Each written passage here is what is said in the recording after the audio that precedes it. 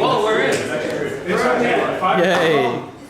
Wait, I'm going to give you 5 connections. Do you want to set up I didn't build the API. I just coded it twice. Doesn't matter. The point is you have something there.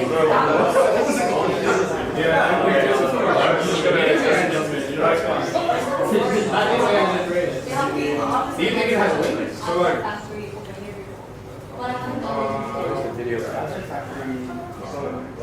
it's just this. What's the difference? So I curl the cat API. I curl again. And then I cat. That guy right there.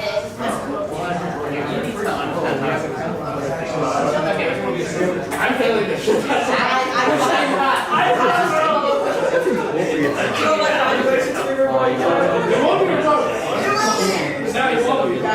I worked tonight, so I was getting back.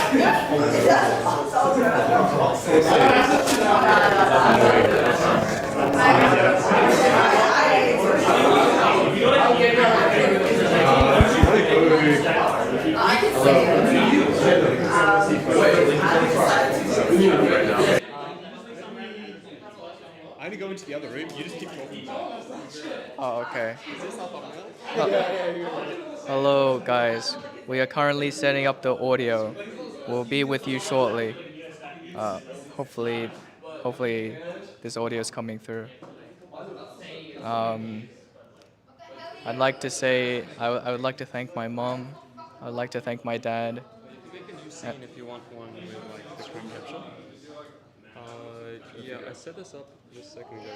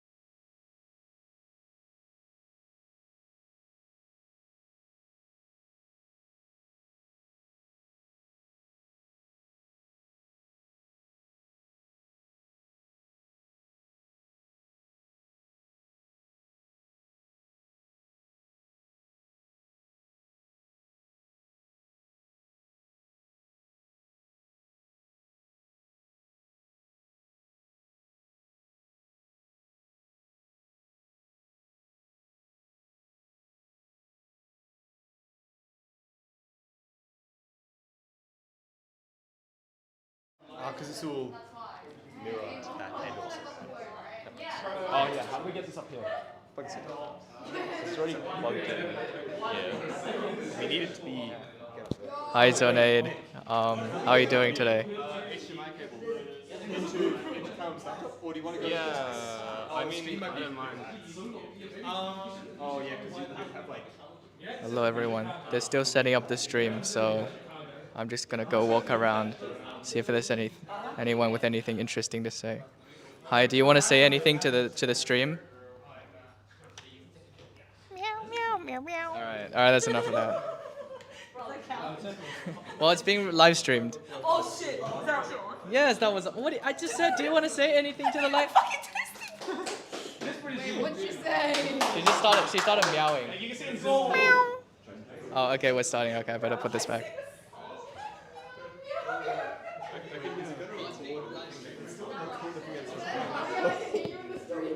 You're gonna have this feedback loop, some part of it, right? Because the going on. No one gets my speed at me. It should be fine. Yeah, I mean, oh wait. That's fine. Right. Is it recording? Recording? Oh crap. I think it is. Wait, hold on. This audio is coming.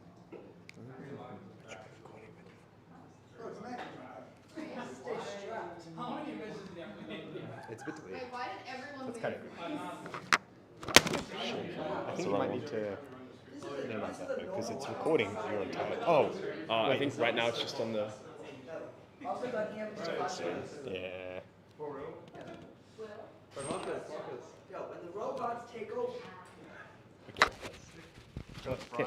What do you see? So cold as like, I don't know. It's not even on, to be honest. It's not even on? Like the night vision isn't on. Oh. What do you see? Thanks, man.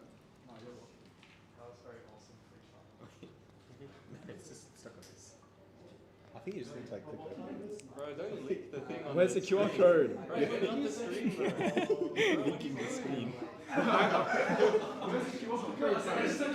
Wait, you're not even streaming the... No, because we're still stuck in the thing. I think we need to put it. Oh, you need to share your screen. You need to do a display capture. Bro, why did you leak the screen? Wait, where is it? Maybe We'll do something. That's right. Yes. Let's do that. That's not good. You need to get off this one. Oh yeah, I can do that. You want to do that? Yeah. All right, guys, we're still setting up. Just give us a second. All right, so we're gonna do I guess we'll just do a whole display capture. Screen capture. Let me think. Yeah, screen capture. Yeah. Is there a window cap? I don't think so. Wait. Oh, PIP.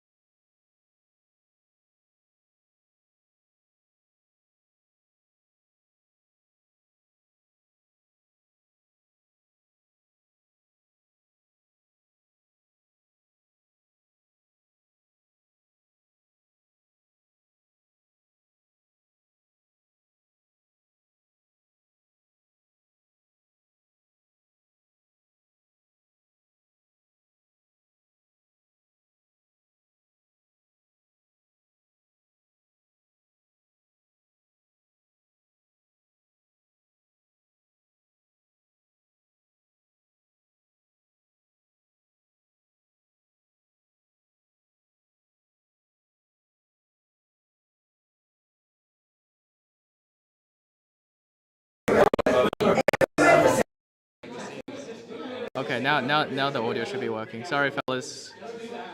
Okay, I think it works now. So.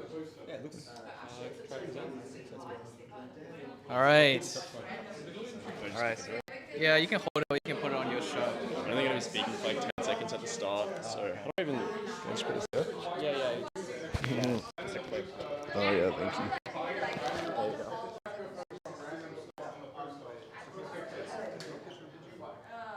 you. Can you hear me on that if I talk? Wait, okay. One sec. Yes, okay. Wait, I know why. Because I put a layer underneath. Oh, okay. There we go. Okay, can you hear me now?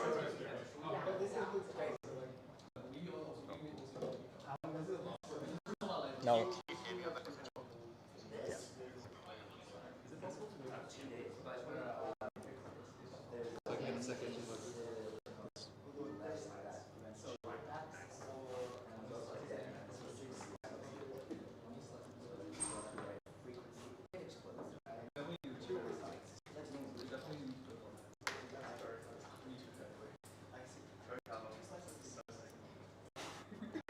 It's only been 20 minutes since it started. 40 minutes. 40?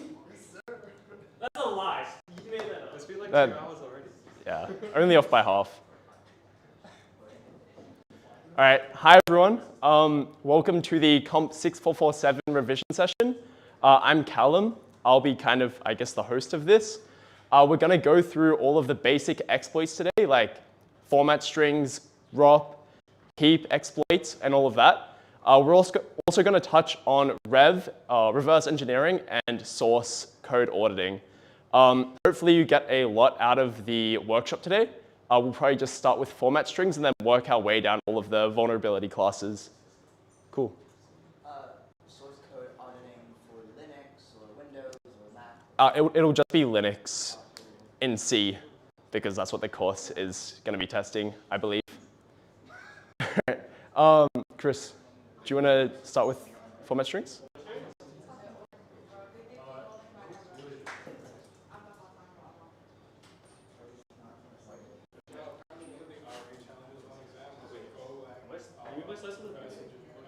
Because source code auditing is first.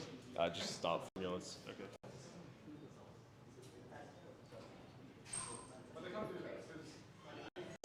X64 component looks sort of different from 32-bit. 32-bit is like mildly intelligible. I think like this is almost all the tips I can give for format strings. I'm not sure like what else you could possibly get from this. Okay. So,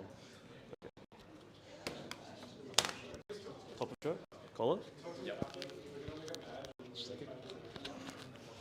We're already recruiting people. Okay.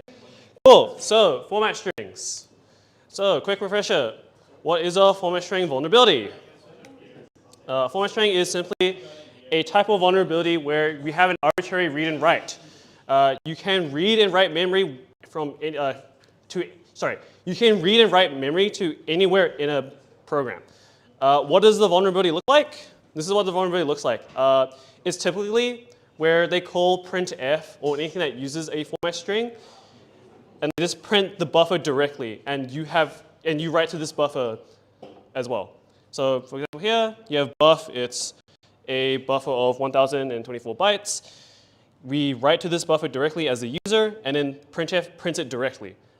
It doesn't do like the quotations %s. Instead, this is printing the buffer directly. Why does this work? Oh, sorry. This is what it might look like in Binary Ninja. Can anyone spot it? It's exactly this. So it's just the variable var 418. Then it calls fget. It writes some amount of bytes to it, and then it prints it directly. I think this was like worth including because I think when you're doing the exam, usually you don't get given the source code, and it's kind of annoying to skim through this in assembly, so you're better off skimming in like sudo-C to get like a general idea of what it could be. Moving on, what exactly are format strings doing? Well, when you call printf, simply you pass your arguments to the parameters, and the thing is parameters are passed to a function through the stack after like the first 7 arguments. So that's why when we do a format string attack, we reach into the stack to dereference things, or like say like leak memory, or like write 2 things on the stack. Hence we can do something like $a%p, where we can leak memory on the stack. Yeah. I had a demo here, but I don't think it's on your laptop. You can do it later, you can send it to me. Sure. It's a bit like whatever. That was the demo. It was okay. We're gonna skip this because it was meant to be a small demo where like I had like an array on the stack, and then I'll just like ask you guys what would I leak. But sadly, it's on my other laptop. So the point of that exercise was just by simply increasing the index that the number between the % and the $sign, we leak memory from a higher address. And if you recall, the format of a binary is usually the stack first, followed by the heap, and then I think like libc, and then the text segment. The text segment being where the code is stored. The point of this is that just with doing this alone, you can only leak things on the stack, though you can leak other areas of the binary if you do something like this. Oh, sorry, it's the next slide over. What do you do if you have a format string? Well, if you are leaking an address on the stack, you can simply just do some math where it's just the leaked address minus, say, we're interested in like the return address. You can do the stack leak minus RBP plus 8, and then you would get like the fixed distance between that memory address and IVP plus 8. And then from there, you could overwrite the return address directly with, say, like win or system. The only small caveat to this is that if we overwrite the return address with system, there's a bit of RNG here where depending on how the binary was made, the stack might not be 16 byte aligned. And if it's not 16 byte aligned, then like system will crash. Like if you tried this in like the weak 4 like war games and you try to override it with system, you might have gotten an error where it was like XNM0 like crash, like system crashed because XNM0 was not set. If you like looked at the error in GDB, that's because of that. What more? Okay, the slide is like slightly wrong. I meant like if railroad is disabled, then you can do a GOT overwrite. So just overwriting a pointer on the GOT. The only challenge you would have then is figuring out how to pass the binsh string to the GOT pointer which you overwrote. If you, like usually for this one, what you could do is say, if there's like a string in like the global variable segment, so like say like the BSE text segment or the data or the .data segment, what you could do is overwrite that string and then overwrite say like print or puts. And then because it calls say like some random string from the .bss or .data segment, it will just run like, you'll pass binsh to it. Yeah. Also, what else you could possibly do is you could overwrite potential variables that are on the stack as well. Say, like any control flow variables, like a Boolean if it controls like an if or else statement. You could also say overwrite a value which influences in this statement. That's what you can do, mostly. Yeah. I think like the only thing they can really do the only way they can really throw hurdles at you for format strings, I believe, is if they say like mess up like your string payloads. Like say they blacklist, I don't know, like new line or something. Or they blacklist maybe they blacklist like HH, like the characters HH 2 times in a row or something like that. Like that's like the only way they could possibly make a format string challenge hard, I think. Was it the slide before? No, okay, this is the slide. So I was talking about leaking the stack earlier. You can leak almost everything on the stack if you just write an address that you're interested in and then dereference it with like %s to leak the bytes. The only thing you would have to do is like probably print, you would probably have to like account for like the null byte because printf stops at a null byte. The reason why I bring this up is because they could possibly give you a blind format string challenge where they just don't give you the binary and you just have a remote that you just have to connect to and then you just have to leak the binary. How you would possibly approach this is you could write an address that you want to leak in the text segment. I believe the text segment starts at 0x55, I think. You can verify that by going to GDB and then typing like virtual memory map. But yeah, the point is you can like begin leaking from 0x555 and then just looping through all the addresses from the text segment range and then leak all the instructions. And I believe you can dump into like a text file and then give it to Binja and it should interpret it, I think. I believe so. Otherwise, you're gonna have to like use a converter online. The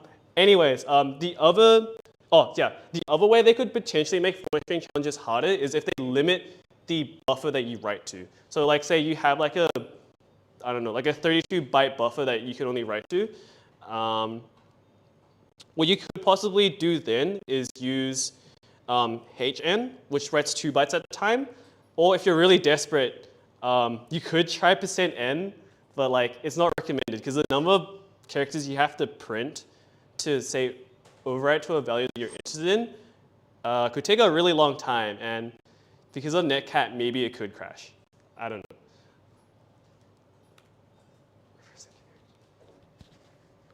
All right, reverse onto reverse engineering.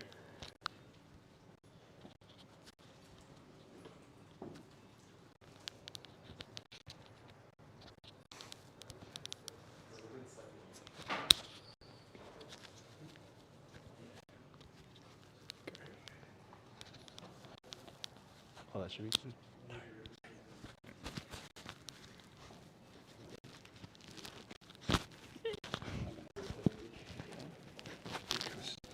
There we go. Thank you. Okay. All right. Welcome back, everyone.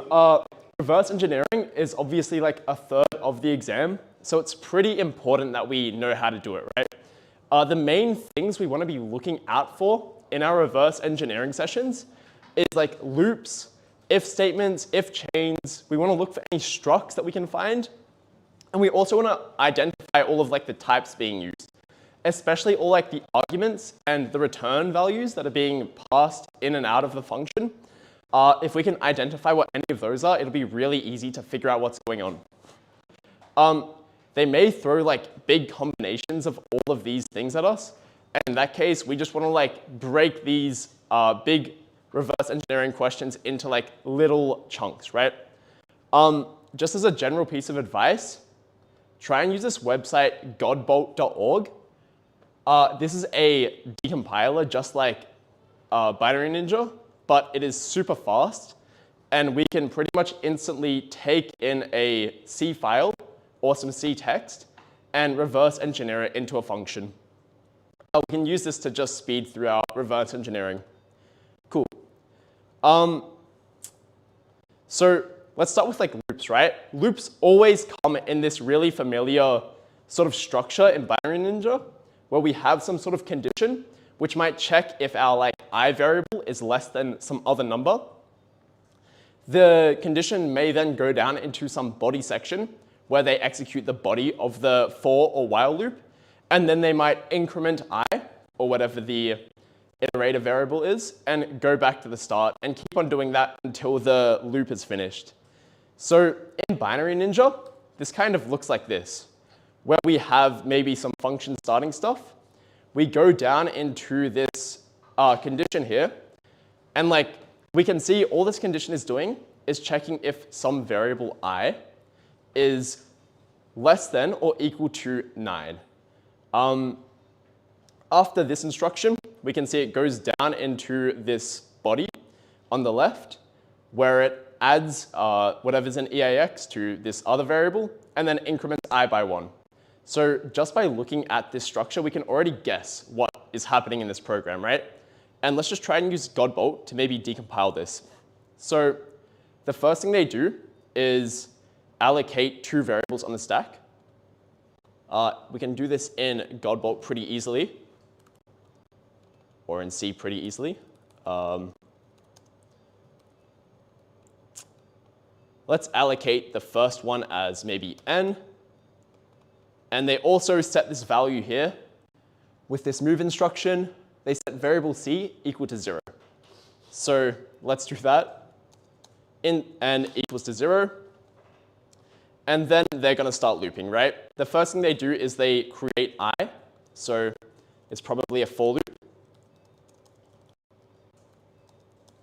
How much does this loop go up to? Well, less than or equal to 9, or probably less than 10, right? Same thing. And in the increment step, we saw it just added 1 to I here. So come back here and just add 1 to I.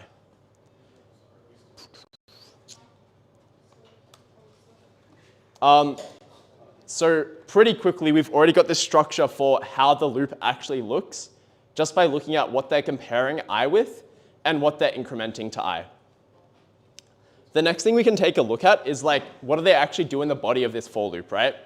All they're going to do is take I off the stack and add it in EAX to whatever is variable c, which we called n up here. So let's do that. They take n, or variable c, and they add I to it. And we can use Godbolt to kind of compare the disassembly that we created with the disassembly we got. we can see our function will start by pushing some variables onto the stack, which they do here. They then jump to this L2 section, which is going to compare our I variable with 9, and then go, oh my god. Okay, and then go to L3, which over here just does the exact same thing by dereferencing I over here and adding it to this other variable we created. And then it has the normal return instructions down here. So by just like identifying the structure of a loop, we can always disassemble them pretty easily. Okay, let's take a look at structs. Like structs are always a bit tricky, but there's a couple of tricks we can always use to, okay. Yeah, so structs are a bit tricky, but we can always identify them because they always offset at a constant value from some pointer, or they usually should, right? So we can see in this example here, they start by malloc-ing some chunk, or malloc-ing some struct probably, that is 16 bytes big, or hex 10, right? They store that in RBP minus hex 8, so we'll remember that for later. There is a pointer to a struct probably, or maybe an array, in RBP minus hex 8. The next thing they do is malloc another struct or something of size 10 with this malloc hex A here. They're then going to take that value and store it in RBP minus hex 8, which is pretty weird because like we're storing a pointer inside a pointer here. But maybe you can start to guess what's going on. The other thing they do down here is they take RBP minus hex 8 back off the stack and store it into RAX. Then they're going to take RAX plus 8, so a constant offset from that pointer, and store, well, OX3E8 or 1000 into that pointer, right? So, I mean, we can tell that that's a struct just because of that RAX plus hex 8. They're offsetting something at a constant value from the pointer that was malloced earlier. So we can kind of tell that like there might be two elements in the struct. One is just at the base, which was this pointer which they malloced earlier. The other one is going to be this number, which is stored at rex plus OX8, or the struct value plus OX8. Yeah, let's try and figure out what this actually is compiling to. So first we should come up with what the struct is. Does anyone have any ideas of what like the first value in the struct might have been? You can kind of tell that they have a string here, and they're putting it into that first value maybe. Is it Jeff? It's Jeff, yeah. I mean, it might be like a name, right? Or like some sort of string in the first value of the struct. Yeah, we saw them kind of do that earlier. So struct something, it's probably going to start with a char star, maybe a name. And that's where we saw Jeff come from earlier, right? And also this malloc here. What's the other value in the struct going to be?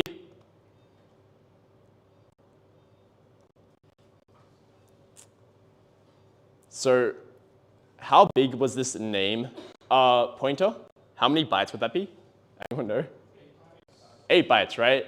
So after that, there's going to be another value, 8 bytes further down in the struct, and then moving a number into this. Size? Yeah, sure. So like in size, yeah, that makes sense. And then, so we have this kind of struct here that matches our idea here. They have a pointer and a double word or an integer. Let's go and try and actually disassemble this now. So they start by mallocing the size of this struct, which was OX10. We know it's OX10 and not like OX, I don't know, what would that be? 8 plus 8. Sorry? That would be 16 bytes, right? But there's only like a 4-byte element and an 8-byte element in the struct, right? Does everyone know why that would be a 16-byte struct still? They take increments of 8, that's fine. Yeah, sure. They want to keep like offsets of 8 in the struct at least, so they have good stack alignment. Something like that. Okay, so they're going to create their struct on the stack. It's probably going to be a struct IDK. They're going to malloc it with the size of the struct. Then we can probably skip the second malloc step. Yeah, let's just do it. They're going to come and say s. Oh, I need to include stdlib.h so I don't get yelled at.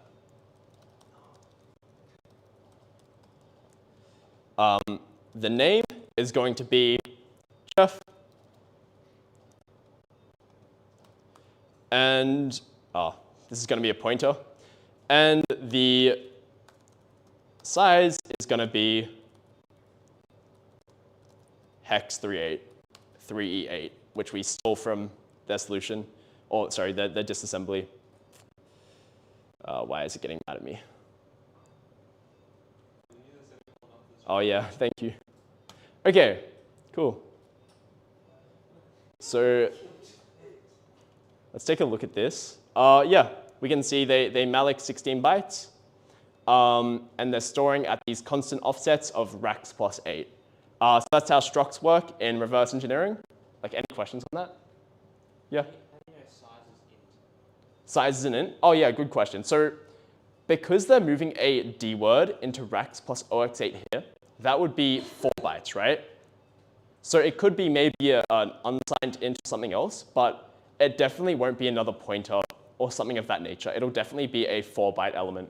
And most likely, if we see something at 4 bytes, something that is 4 bytes, and it's just like, I don't know, some number here, it's probably an integer, right? Just by odds. It might not be. It could be something else that's 4 bytes, but most likely it's an integer. Is it not going to be a double? Or? So yeah, we know it's not a double here because this is a D word, right? Where they're moving into rax plus 8, which was where that size element was, they moved it as a D word here, right? So when we have a D word, that's going to be 2 words, which is 4 bytes, right? Each word is 2 bytes. So we're going to take these 4 bytes and go like, a double can't be 4 bytes, right? Or I guess maybe it could. Okay. A double is 8 bytes. Yeah, oh sorry, I'm thinking of a long. It could be a long. Is a long also 4 bytes on x64? Anyone know? Yeah, so it could be a long or something too. Or it could be an unsigned int. That would give us the same result. But yeah, just like, it's not going to make any difference to what the program does because we don't do any operations with this number. So let's just say it's an integer for now. Is that okay? Does that make sense? Yeah. Cool. Yeah, and they kind of do this here. They malloc 10 for no reason. It's kind of silly, but then they set name to Jeff and ZID to 1000. And yeah, you can see there in the answer. Well, it was an ID and not a size, but it doesn't really matter. Okay, cool. Let's take a look at some more like complex reverse engineering problems. The way we're going to try and approach this is by just breaking down every single chunk of code. So this is what we're going to have to try and reverse engineer. If you want to follow along, you can get a photo of it here and try and like see what each section is doing. I also recommend you try and chuck this into Godbolt as you follow along to get familiar with how Godbolt decompiles things. Because you'll see it's a little bit different with all of the numbers. Yep. Is there a particular version of the Godbolt compiler? There's no, I always just use the C version. So in Godbolt, I just go to this drop-down bar here and I press C. I meant the, like, on the right panel. Oh, yeah, I don't think it's really going to make any big difference. I just try to use the latest version of GCC. That's probably what the course uses. Sorry? You might want to put -0 in the compiler. You can mess around with that if you want. Where is it? On the right at the top. Compiler -0. Yeah, so that'll just remove optimizations, which I think, is it 0 by default? I don't know. Yeah, I don't think that should change much of the output that we get. Oh, right, okay. Probably not. They probably didn't do that. Yeah, I'm not sure. Okay, cool. Is everyone happy with that? Let's move on. So, let me just pull this image up actually, so we can like zoom into it.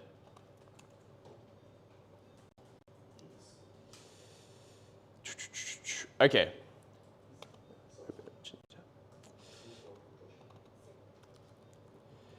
Okay, like taking a look, that is horrible.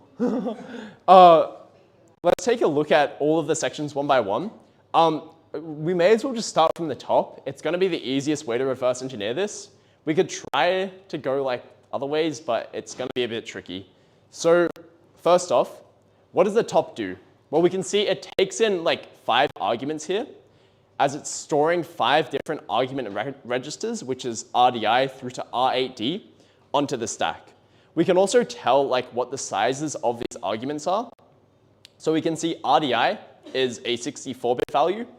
RSI is also 64-bit values, as they're both Q words or 8 bytes. The next 3 arguments are all double words or just 4 bytes each. So let's just take a guess at what those are.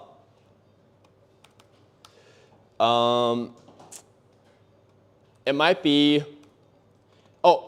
what's the most common type of 64-bit value that you'll see in a C program? Yeah, a pointer, right? So these are probably pointers. So arg1, arg2 are probably both pointers. The next 3 values are all D words, so let's just guess that those are ints for now.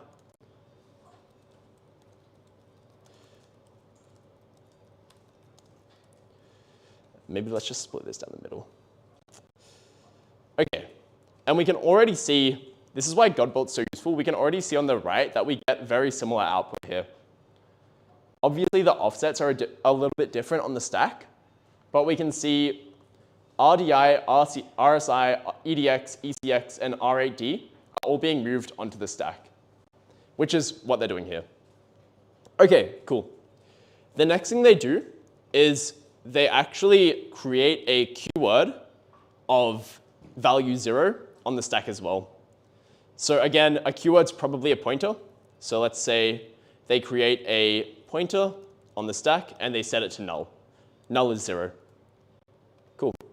The next thing they do is a compare with RBP minus hex 38, which we said was the 4th argument, and they check if that is equal to 1, and if they do, they'll do some stuff. So if, sorry? Yeah. So if we see like compares and stuff, this is a pretty good sign that we're seeing an if statement, or maybe a loop as well, but this looks more like an if statement to me. So let's check if arg4 is equal to 1. Okay. Does that make sense to everyone so far? Cool. The next thing we're going to do is, let's follow down the path where arg4 was 1. So this is going to be the green path here. You can't really see it, but this is going to be where the compare that we just did was equal. So we can see, I'm just following down this green path here. The first thing they do, that's annoying, is they are going to do like some random operations here. Let's see what they are. They're going to first take RBP minus hex 34, which was our, what was that? RBP minus hex 34 was EDX, which will be the 3rd argument on the stack. So they're going to take the 3rd argument,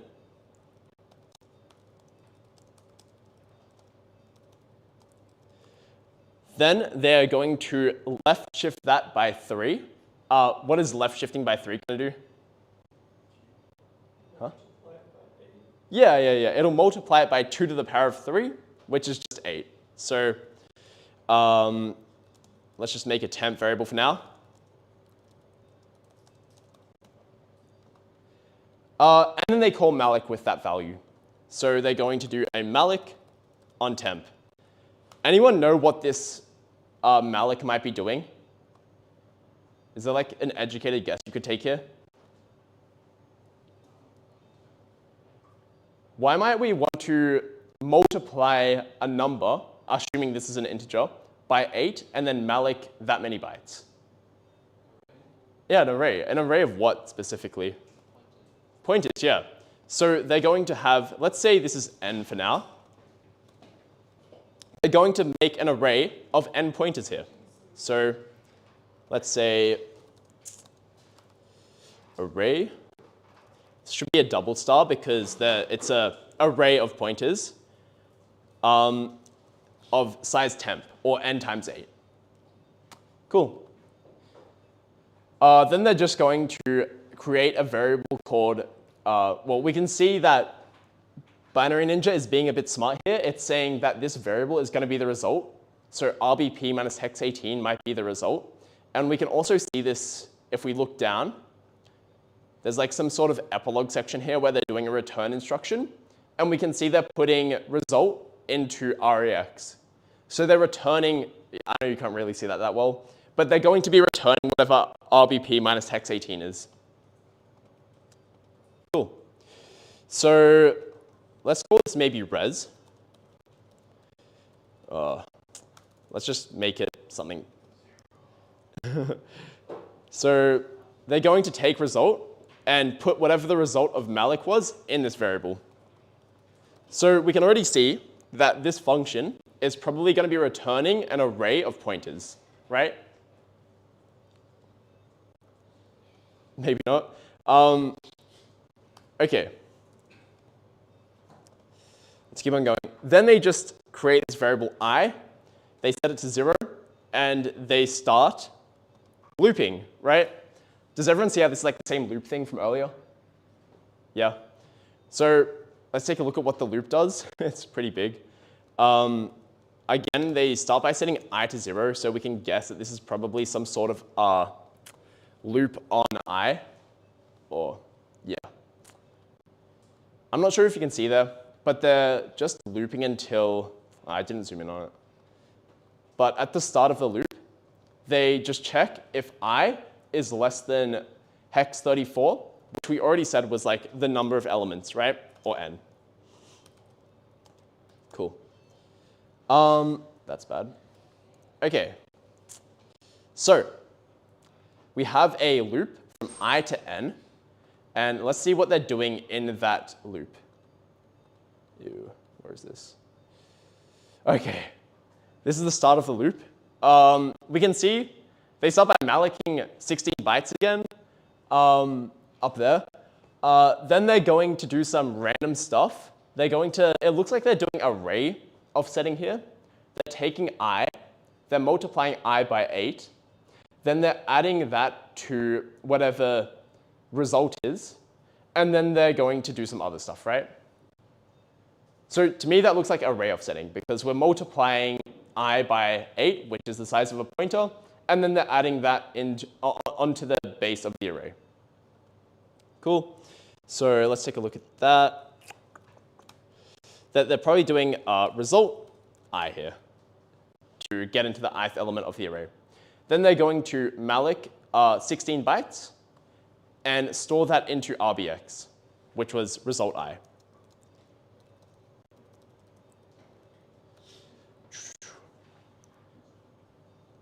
Stop it. Okay, let's take a look at what that looks like. We can see here, it's kind of the same thing where they take I from EAX. They're going to multiply it by 8. Then they're going to add that to result, and then they're going to malloc some bytes. Cool. Okay. Let's keep on going. Then they come down here. They do some more array accessing. We can see now they're accessing the array, well, var 30, or RBP minus hex 28, which if we go back to the start, we can see is just argument 1, right? So this tells us that argument 1 is probably another array. So let's call this a void star star now.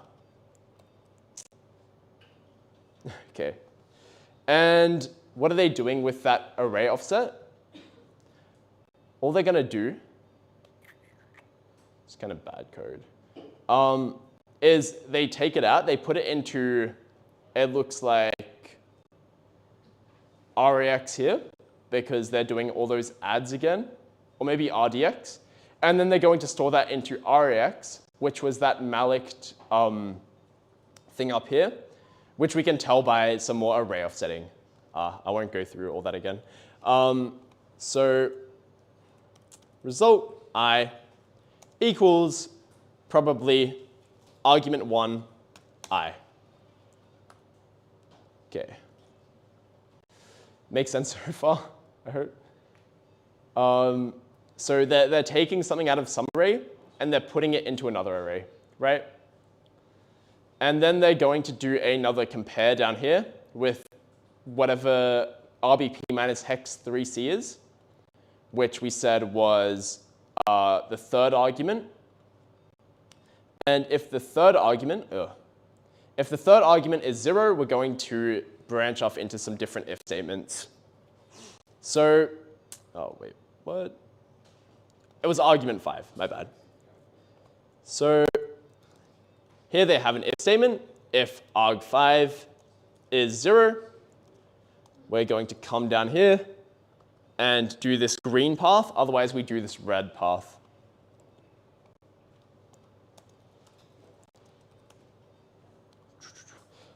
Any questions on like this bit? Before I move on. Yeah, cool.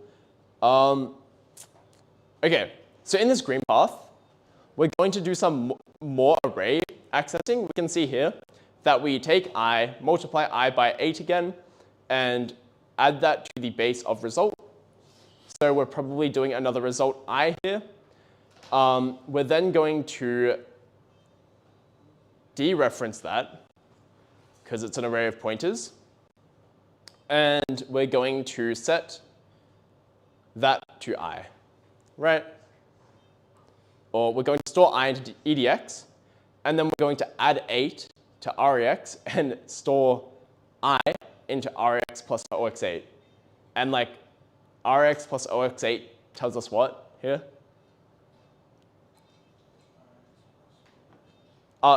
If we're doing like a constant offset from some pointer, struct, yeah, exactly, right? Very good. Yeah, hell yeah, no. Okay, so we can tell that maybe this thing here that we thought was an array of whatever void is, actually might just be an array of structs, right? Or an array of pointers to structs. So let's come up with our struct definition again. And because exam authors are lazy, if they use a struct in like one reverse engineering challenge, they're probably going to use the same struct in another reverse engineering challenge. So let's just like guess that this is going to be the same thing.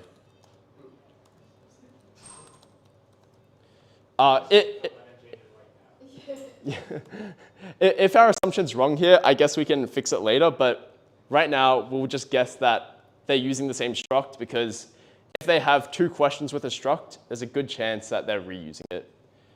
Maybe it's a good exam, right? If they yeah. Are you making the reverse engineering challenges? No, he's not making them. So I'm not insulting him.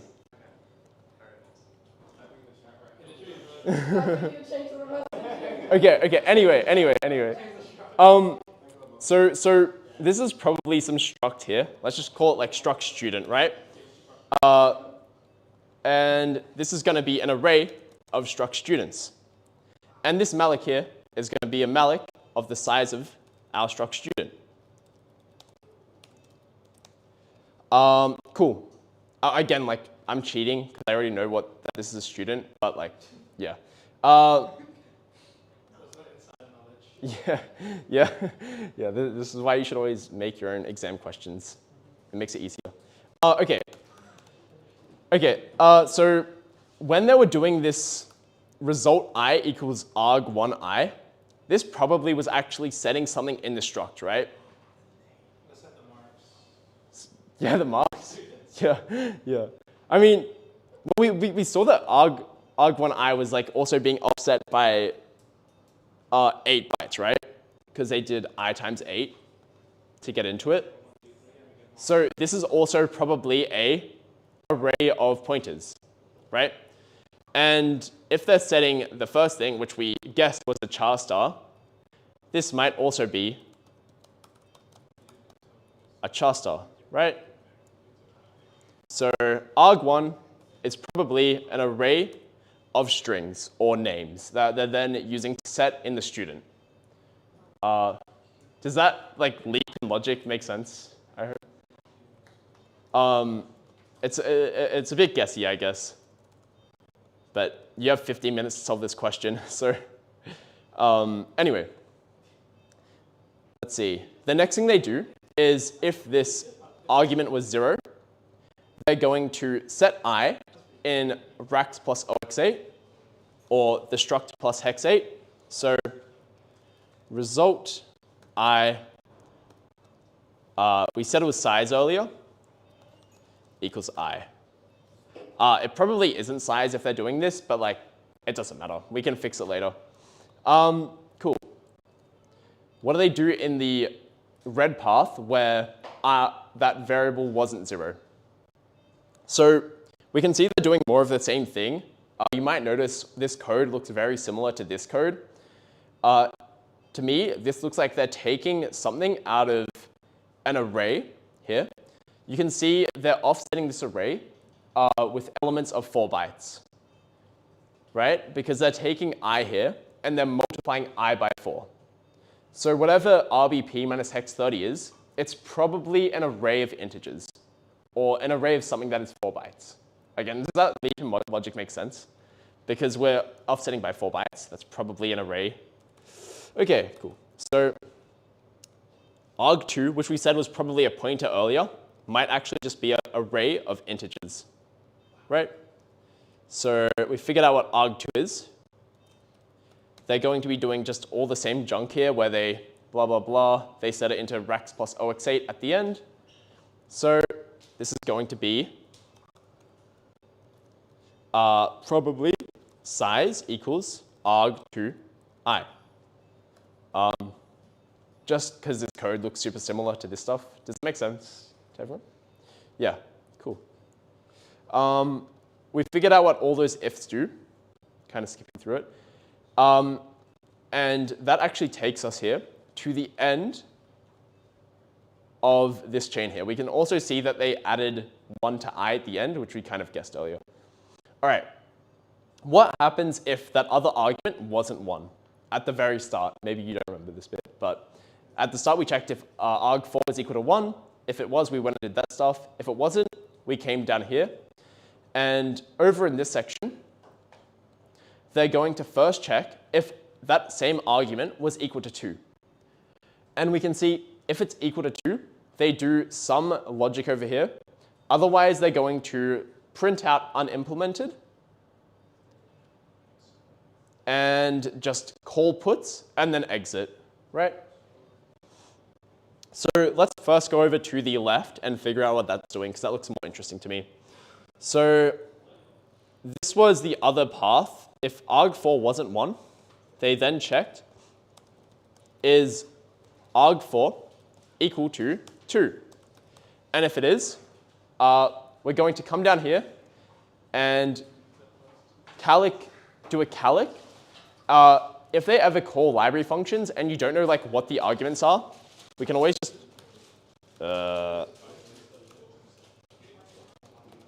print that out. Check the man page at least. So calc takes in a thanks.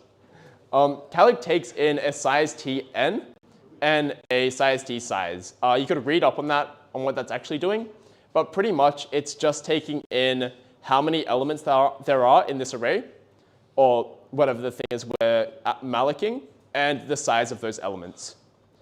And we can see they say here that RSI, which is the second argument, is going to be, I guess I messed this up.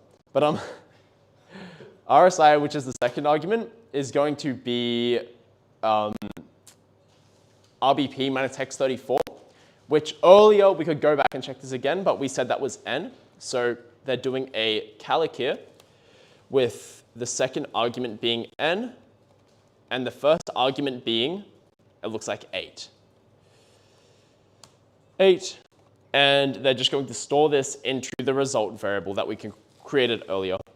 So result equals calc 8n. I think that's right.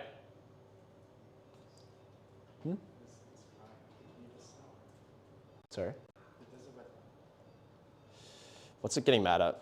Result is not declared. So they're using the same variable in both of these if paths. It probably means it was actually created up here before we got into the if at all. That should make it not mad. Compilation failed? Why is compilation failing? Oh. Let's remove this and replace this. Do the same thing. Okay, cool. Now, let's just check that that calc worked.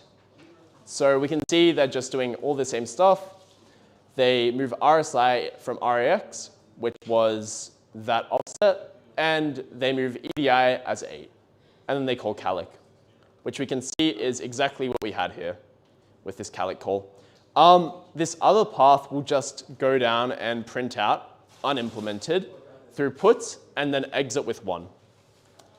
So this is probably just an else statement as there's no checks here. Then they say puts unimplemented.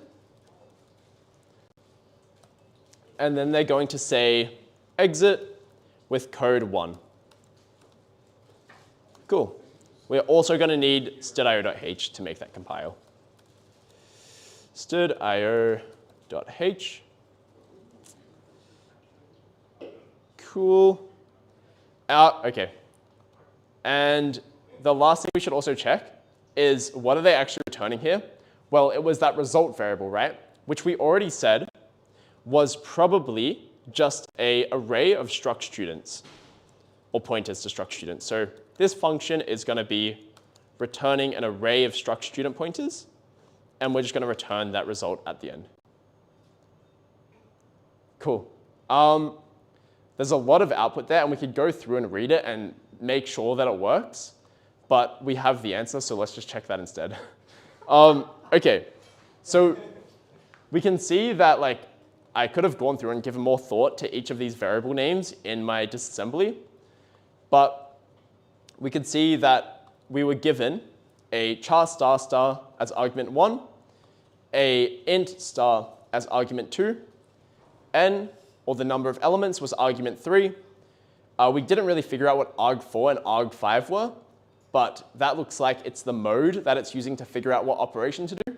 And arg5 was telling it to use the IDs array. And we can kind of tell that we got all of this stuff done. We can run back through it, but yeah. Would you lose lots of marks for using this switch as opposed to it? I doubt it. Yeah. I think that there's no real way to tell between what's happening anyway. So, yeah. I kind of put that in just to show that it doesn't matter. Yeah.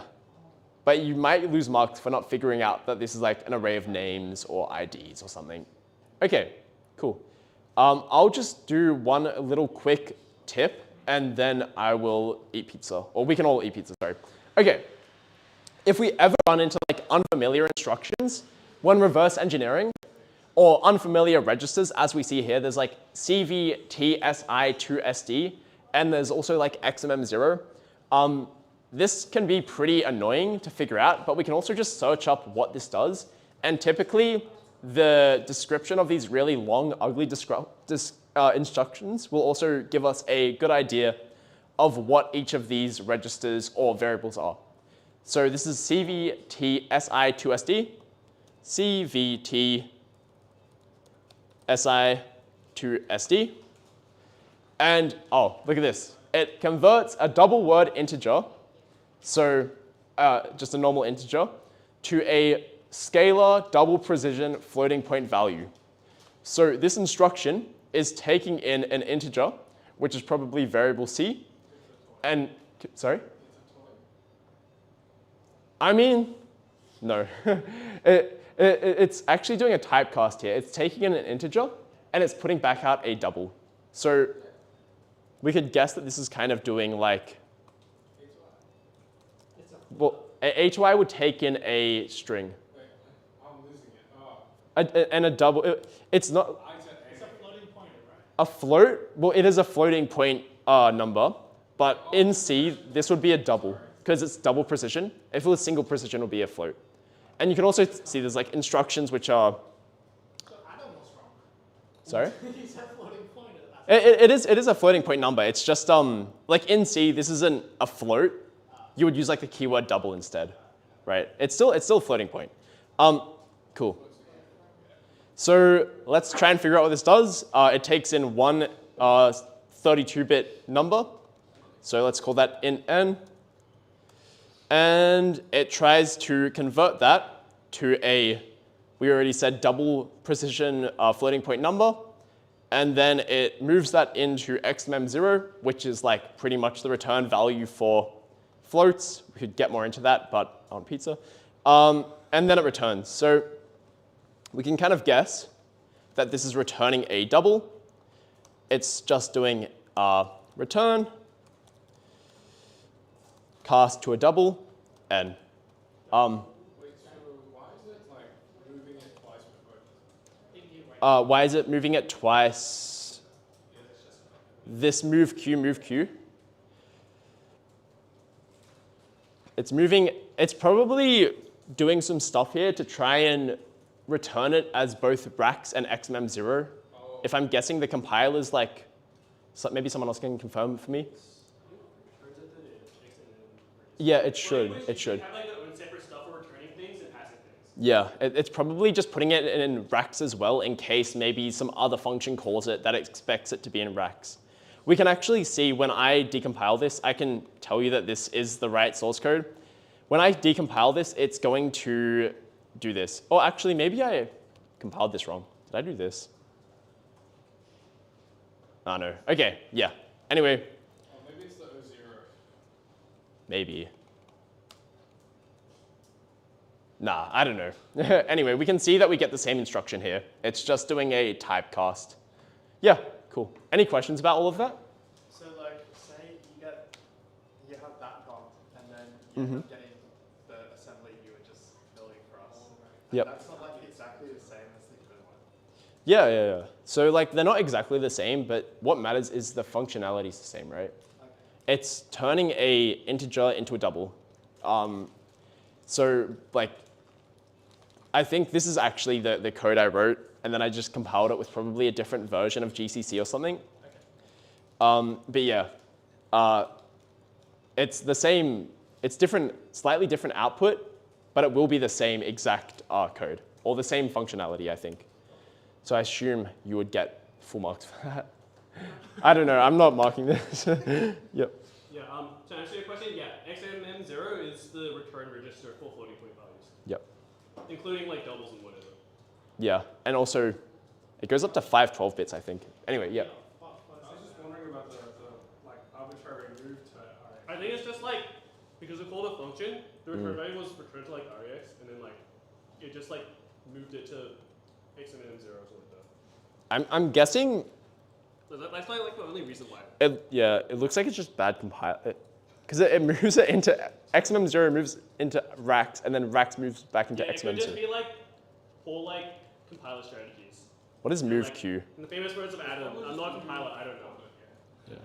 So it's probably like moving it as a long and into RAX, and then it's moving it, like it's typecasting it back from a long into thing. So we could try that, right? Sorry? So it's like casting it into a double, right? Yeah. And then it's casting it into a long, and Oh, it's casting it back into a double. So this isn't actually casting it, this move Q here. Yeah. Because this is just taking the bits and putting them back into a different register.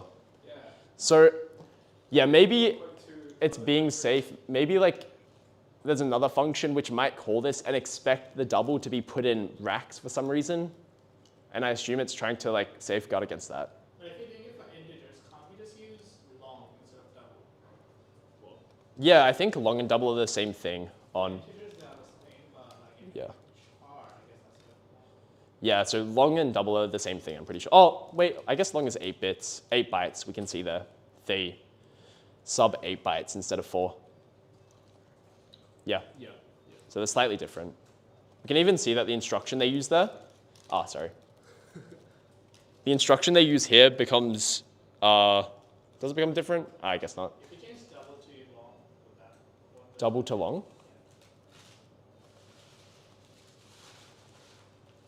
That should just do a CDQE, I think. Yeah, so this is just sign extending it, it looks like, to take it from 32 bits to 64 bits. You can even see if this does like unsigned. This might get rid of this instruction. Yeah, because it's unsigned now, it doesn't even need to do anything to do that typecast. Cool. Any other questions? Awesome, okay. Pizza time, is pizza here? Yes, sir. Yeah, all right. Eat up, and then we'll be back with more stuff for you. Cool.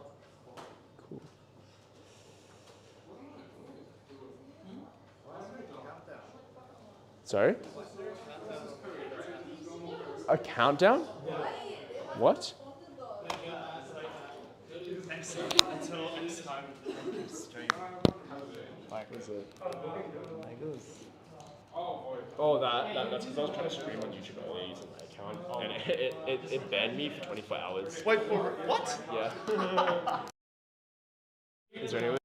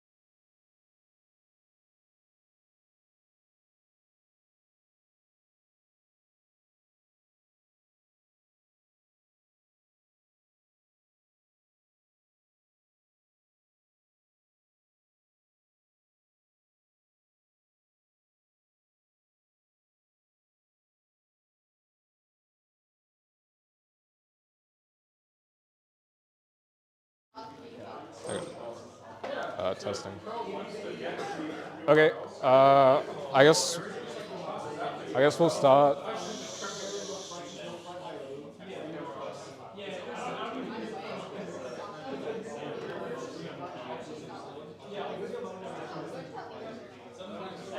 All right. I guess we'll start. Hello. Okay. All right. This might be kind of short because there's like not too much to go over. This could be also very booked. Let's see how it goes. So, I guess with source code auditing, like I'm pretty sure every part of the exam is like equal weighting, pwn, source, rev, right? And the exam is 3 hours still, right? So you should actually divide up your time equally if you think about it. Like it should be pwn 1 hour, source 1 hour, rev 1 hour. That's the strategy I'd suggest. If you're taking too long with a challenge, just like go to the next category. Don't get too stuck. But so some basic tips. You want to look out for your common vulnerabilities that you've learned throughout the course. So those are your overflows, your format strings, your use after freeze, heap overflows, which are part of overflows. And I've listed some other common things to look out for. There's a couple more. So there's some string stuff. At the end, we have out-of-bounds indexing, and another important one is data types and sizes. I think there's like a challenge in the war games, which is like it uses a U8, and then there's some like type confusion with an int. So look out for stuff like that. Can introduce some logic bugs. So here's an example. We'll start off easy.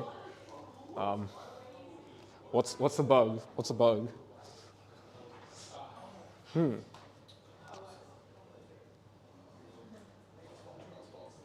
You there? Yeah, that's correct. Yeah. And the way I'd encourage you to think about like looking for bugs, this is simple, it's fine, is to look out for anything that looks off. And also these fgets and printfs, just like keep a note of them, like underline them and just check the sizes of the buffer. So I can see here, let's just look at the printf. If you look at the printf, you ask, does it look safe? Yeah, you're printing the format specifier. There's no format string vulnerabilities here. And then you look at the fgets, it's reading 0x100 into a buffer of 100. 0x100, as you said, is bigger. So, funny little trick. Okay, so that should form some basis. We already have a lot larger code. So the less relevant part here is actually the struct. There's a reason I made the struct instead of putting the variables locally. But I think, again, we want to do the same exercise. Like, look at the printfs, look at the fgets. We have a printf here, safe, fgets. Okay, we read in 28 into the 48 buffer, probably safe. We go down, we have a puts here, we have a printf here, we have a syslog here. That could lead to some vulnerabilities, but is the syslog safe? Yeah, should be fine, yeah? All right. Okay. Do we notice anything strange about this code? In fact, my mouse was conveniently over it. What do we think the goal is?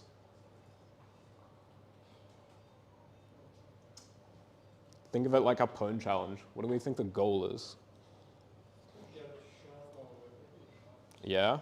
Is there a convenient shell maybe at the end of the code? Looks like no. Puts unknown choice. Maybe, what's this? Oh, it's bin.sh, so you're calling the system to it to invoke a shell. Yeah. That would be really nice if I could come over here, right? So again, look for what's wrong and then work backwards. Okay, how do I get to system? I need to set the user level to 0 and I need my choice to be 2. Okay, whatever. Let's go with that. So it seems like the vulnerability here is probably to set the user level to 0. And this is, so I'll break it down quickly. This is a while loop. You can see here there's a scanf, which is constantly reading the user input. And then we select one of these choices. So if it's 2, then we'll do this part here. So the user level will be set to 0. If we can get the user level to be set to 0, then that's good. So we should look maybe in this block of code for vulnerabilities. So one thing you might notice here is you would try and read this code, understand what it does. So there's some bound indexing here. So there's some bounds check here. It reads in the position. It checks like the position is within this 28 bound. And we read in a character, right? We read in a character over here. And then we set the position of the character to C. Okay. Cool. This is the important part. We read in a position. We take position -1 and set it to C. And there's some bounds check.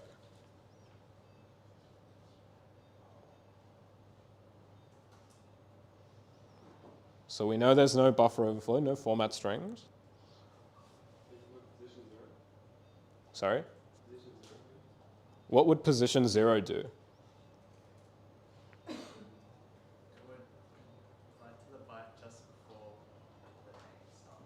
Yeah. This is out of bounds indexing, right? So good to keep all of these in mind. Like if you can't see stuff like this, maybe just go off the list. Go, did I look for buffer overflows? Did I look for out of bounds indexing? Oh, whoop-de-doo. Position -1. If position is 0, this will become -1.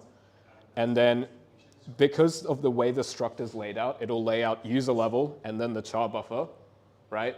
So if we set -1, we'll set user level.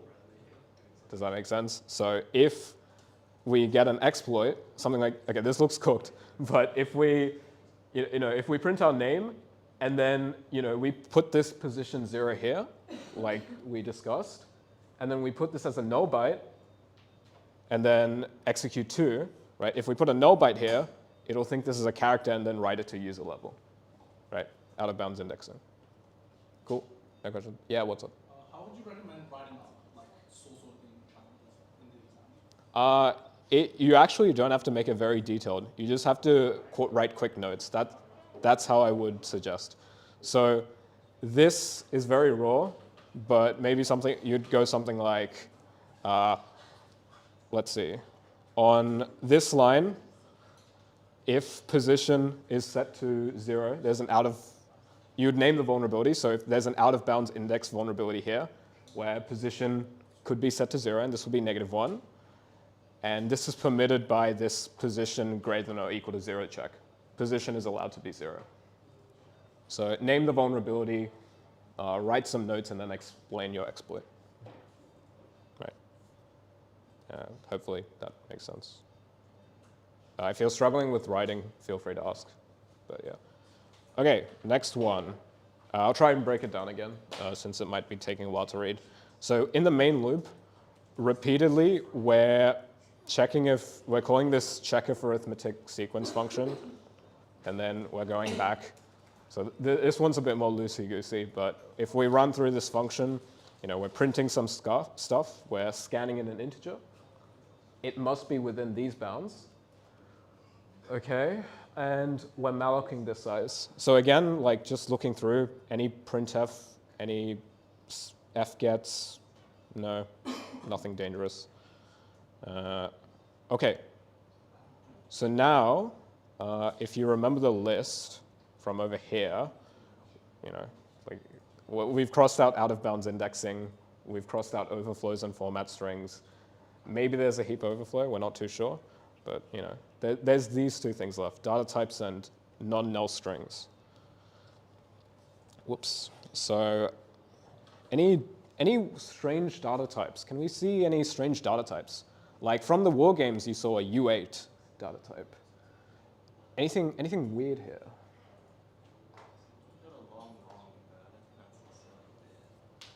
The long int isn't weird?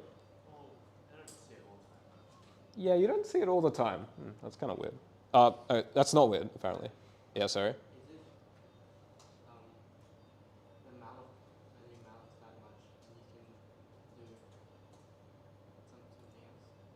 it mallocs how much?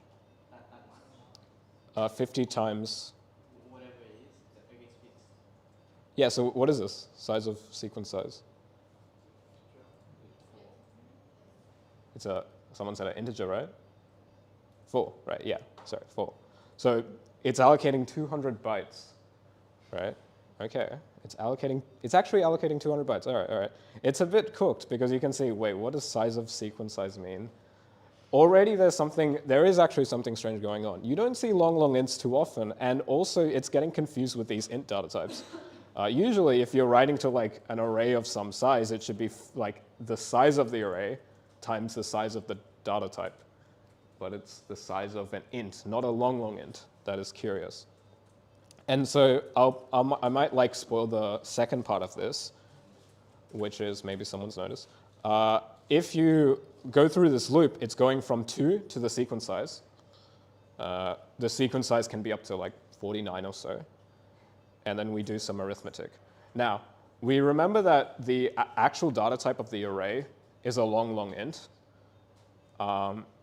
And this is allocated as if it was an array of ints. Right? So what happens if we have 50 ints, but then we read through the list like it's a bunch of long ints? So what's the size of an int? 4 bytes. Yeah. And what's the size of a long int? 8 bytes. Yeah. Well, is it open book? If you wouldn't mind, Callum.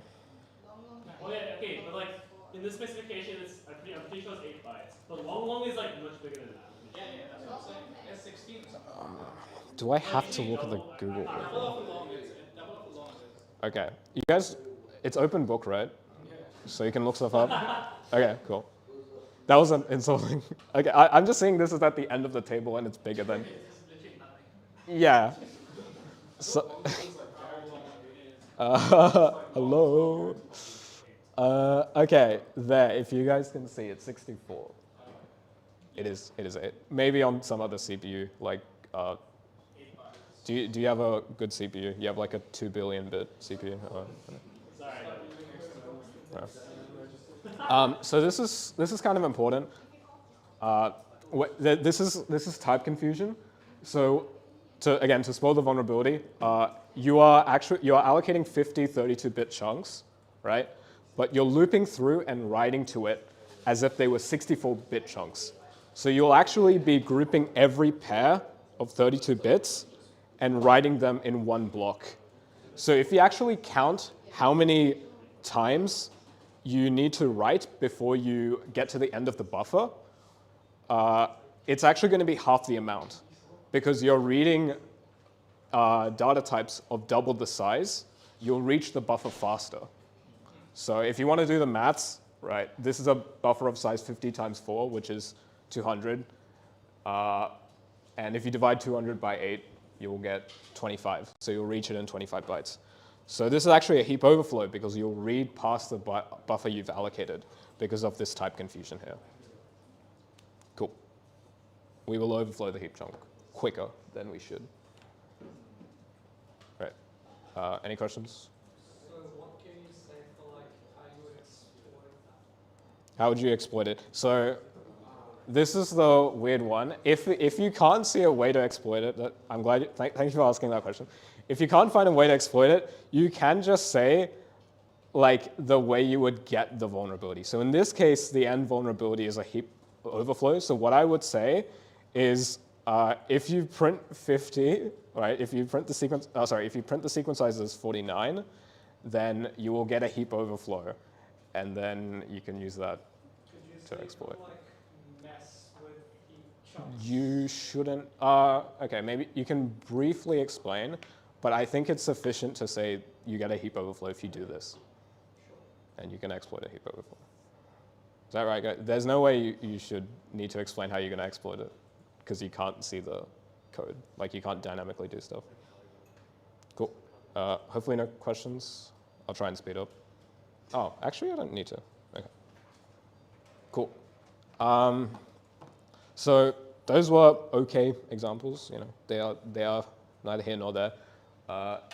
Sometimes you can't like always rely on like this typical structure of like looking out for data types, out of bounds indexing. We haven't looked at non-null strings yet, and overflows. Sometimes there's some like very nefarious coding bugs that completely slip past you. Why are we laughing? Okay.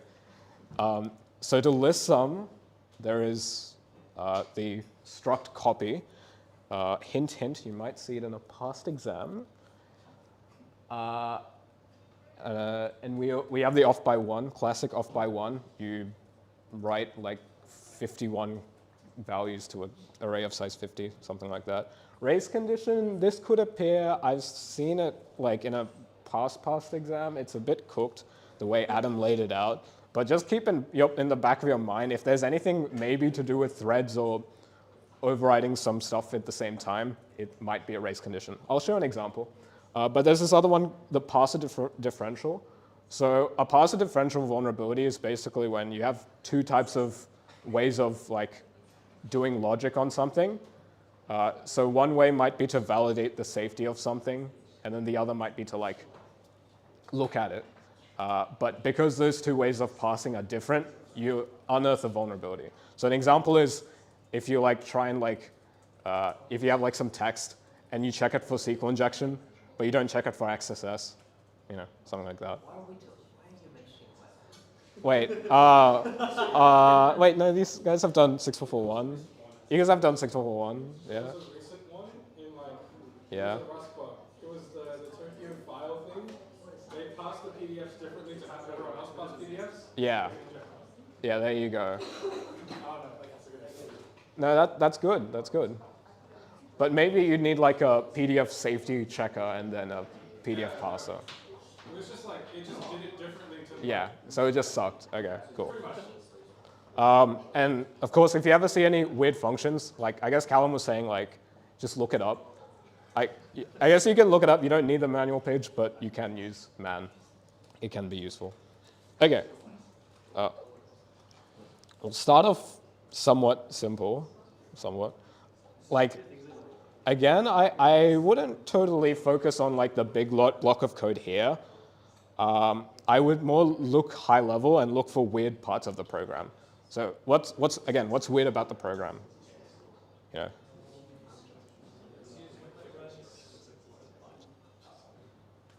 Sorry? Yeah, it's using threads. Where is it using threads? On request receive. Oh, sorry. What? Wait, I think it. Huh? Threads don't lock. Okay, I heard a lot of stuff, so let's break it down. I think you guys might have known this in 1521, but yeah, there's threads being created. Whenever we receive a request, again, this should be from 1521, but if you don't know any of these functions, you can just look at the man page. But when you receive a request, you create a new thread, and then you process the request. So we have a request ID, a withdrawal, and an amount. Okay, I don't know what that means. So while I'm processing the request, again, it's okay if it looks unfamiliar. We check if the request is a withdrawal, and then we do some setting, right? Like we set some variables here, and then we set some variables here. So already off the bat, like the fact that there are threads, and as you said, there are no locks, should raise some alarm bells. Like this is actually a race condition vulnerability. Because if you have like multiple requests getting sent at the same time, just keep this in the back of your mind. If you're getting multiple requests sent at the same time and they're modifying the same variables, there's a lot of messiness that can go on. So for example, let's say you go here, right? Like you get like 2 withdrawal requests. So we check that the withdrawal can't be more than your balance. But let's say you split the withdrawal up, so you withdraw 99, and then you withdraw 99 in 2 similar requests. So if you do 2 99 withdrawals, they'll both be within the bounds. So at the same time, they will pass the if statement. Now that's bad because you're doing 2 99 withdrawals. So that means that you'll subtract from the balance of you'll subtract 99 from the balance twice. And you're going to what? And you're going to make them broke or unbroke because the person might be wanting to get money. I don't know. So yeah, like the vulnerability in this case is there's threading and there's no locks. So what you would say is if the user sends multiple withdrawal requests or mixes up a withdrawal and a deposit, you can flesh this out a bit more to try and like formalize an exploit. I won't do that, but you would go, if you do that, then there will be a race condition because they will both pass this check at the same time and illegally get more balance than you should or get more user pocket than you should. Cool.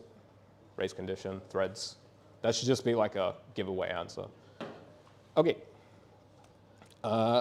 Next one. Okay. Let's go back to our exercise of like looking at our fgets and looking at our printfs. Okay, fgets here, safe. Safe fgets.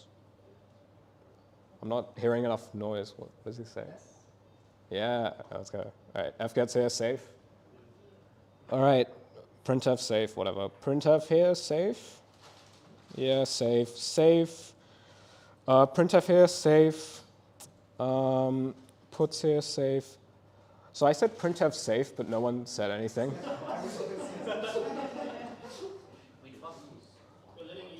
What's the issue? Format string vulnerability. Sorry? Yeah, well, hang on. Well, but there's a printf. That's the that's the vulnerability. That's the. Yeah. No, that's the vulnerability. It's a printf, right? It's a printf vulnerability. Now, it's okay to think like the vulnerability is a printf because, like during the exploit writing process, you should be like working backwards and like figuring out how to actually get the exploit to work, right? So you'd be like, okay, so to print this out, like to get my printf vulnerability, I need safe password to be true. Okay, when is safe password true? Here. Okay, is safe password ever set to false? No? Uh-oh, okay. Can someone tell me what this code is doing to check if the password is safe? It's preventing a format string vulnerability. How is it preventing it? If you have percent in your input itself, it's going to set the same password as 0. We can't have percents, right? Is that what you're saying? Like, it's saying don't have percents? Yeah. So as far as I'm concerned, you can't exploit format string vulnerabilities without percents, I think. If you do figure it out and you put this in the exam, like, hey, good on you, good on you. Wait, what's the exam? What's the exam? What were you saying? I got this wrong. What? I was saying, like, if you figure out a way to do format string vulnerabilities without percent signs, as this code is beautifully checking, then good on you. Very proud of you. But possible, but it would be very time consuming. would it? Is it? Yeah, so this is very similar to what a friend of mine did. I can send you proof of concept if you want. Okay, sure. What? No way. That's crazy. Okay. I would be interested in hearing that. But I'm going to assume that this safely checks there's no printf vulnerability. And then we're going to look. So what else could it be? As you noted, there is a system/bin.sh, as I've conveniently put over here. You might notice like the vulnerable code might do something else special, like it might like grant you privileges or something, I don't know. It might increase your balance by 10 billion. But this is a nefarious vulnerability. We want to look at the C pointer here. So do people understand how this looping works with the C?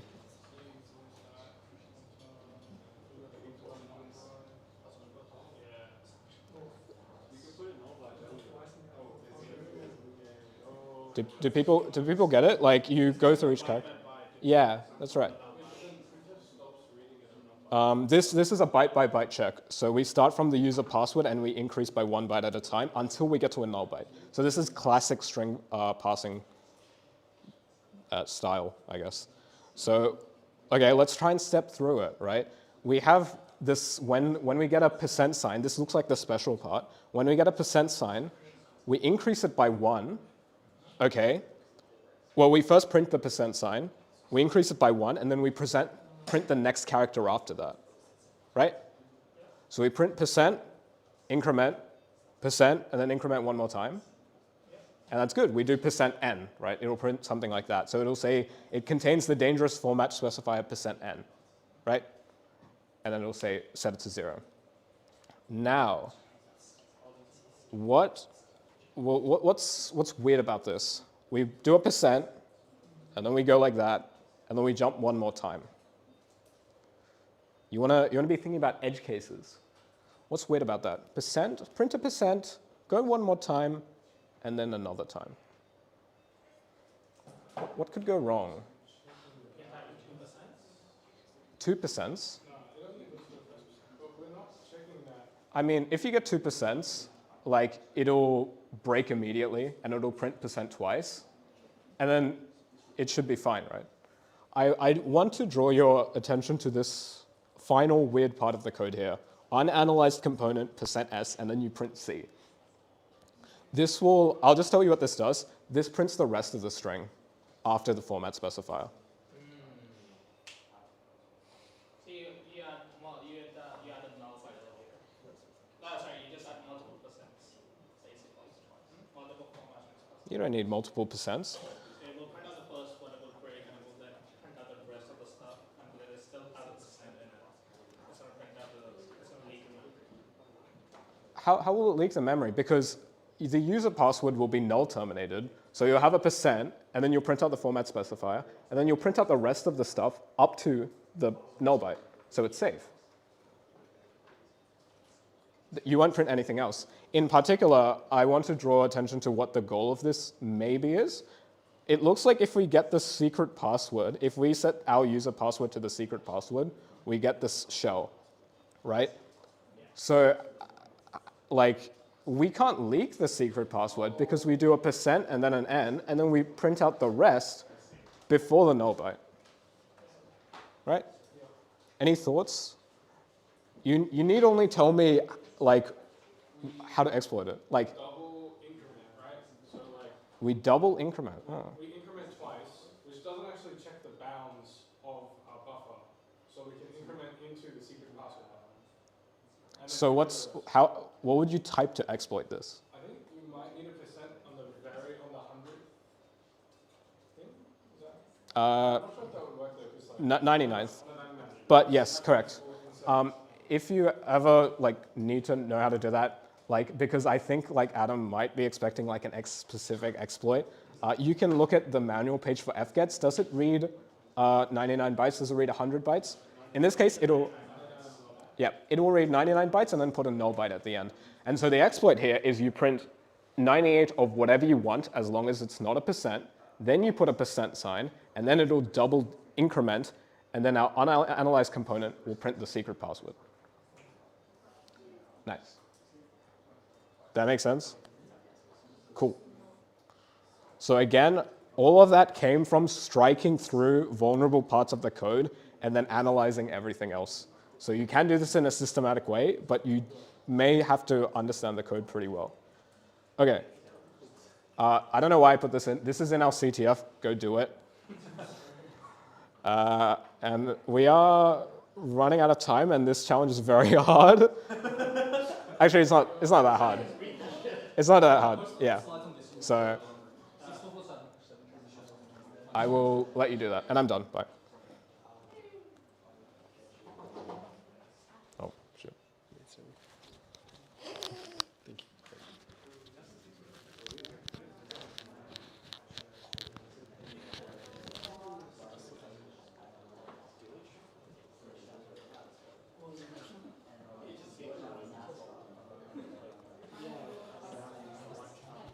All right, let's talk about heap. Heap's the weirdest part of this course, but it's also important. So we're gonna try and solve a heap challenge together today. Yep. What is this course? Everything that has to do with binary exploitation. Yeah. Okay. Cool. This challenge is also on our CTF website. Have we talked about where to find that yet? Where do we find this? Is it ctf.secso.cc? If you want to follow along with exploiting this binary, go to ctf.secso.cc. It is the iMark challenge. And yeah, okay. So we're given a binary chal. And we can see when we start up this binary, it tells us we have a struct at this address, right? Does anyone know where this address probably is? Yeah? Yeah, I mean, it's probably on the heap because I told you. But this could also be in the data segment or the heap. When we see things that start with like OX55 or 56, that typically means they're in that region, right? His mark is 37. We'll see what that means soon. And we can also see we can make students set their marks, read their marks, and delete students. When you see this structure of being able to like make and delete people or anything, that's always a pretty good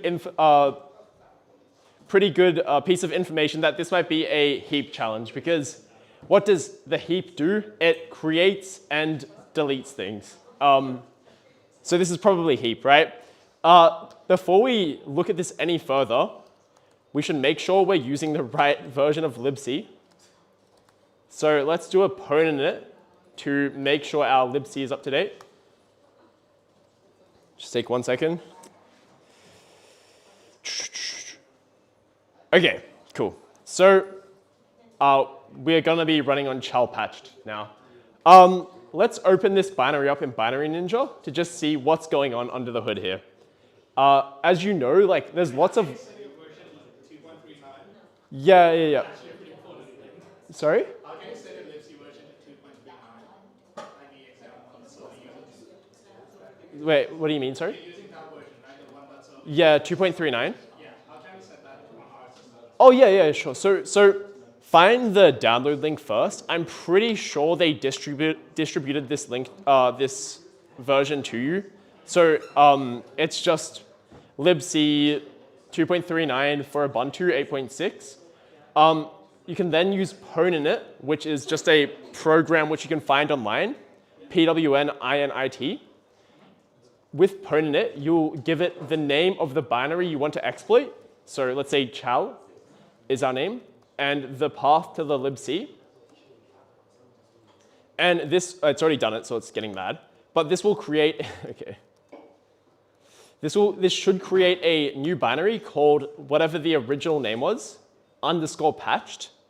And when you run this binary, it will actually use the correct libc that you gave it. So you can see it's the same program. It's just running on a different version of libc, which should be the same one in the exam. Anything after libc 2.34 should work. It shouldn't be different. Okay, anyway. Let's open this up in Binary Ninja. Not my fuzzer.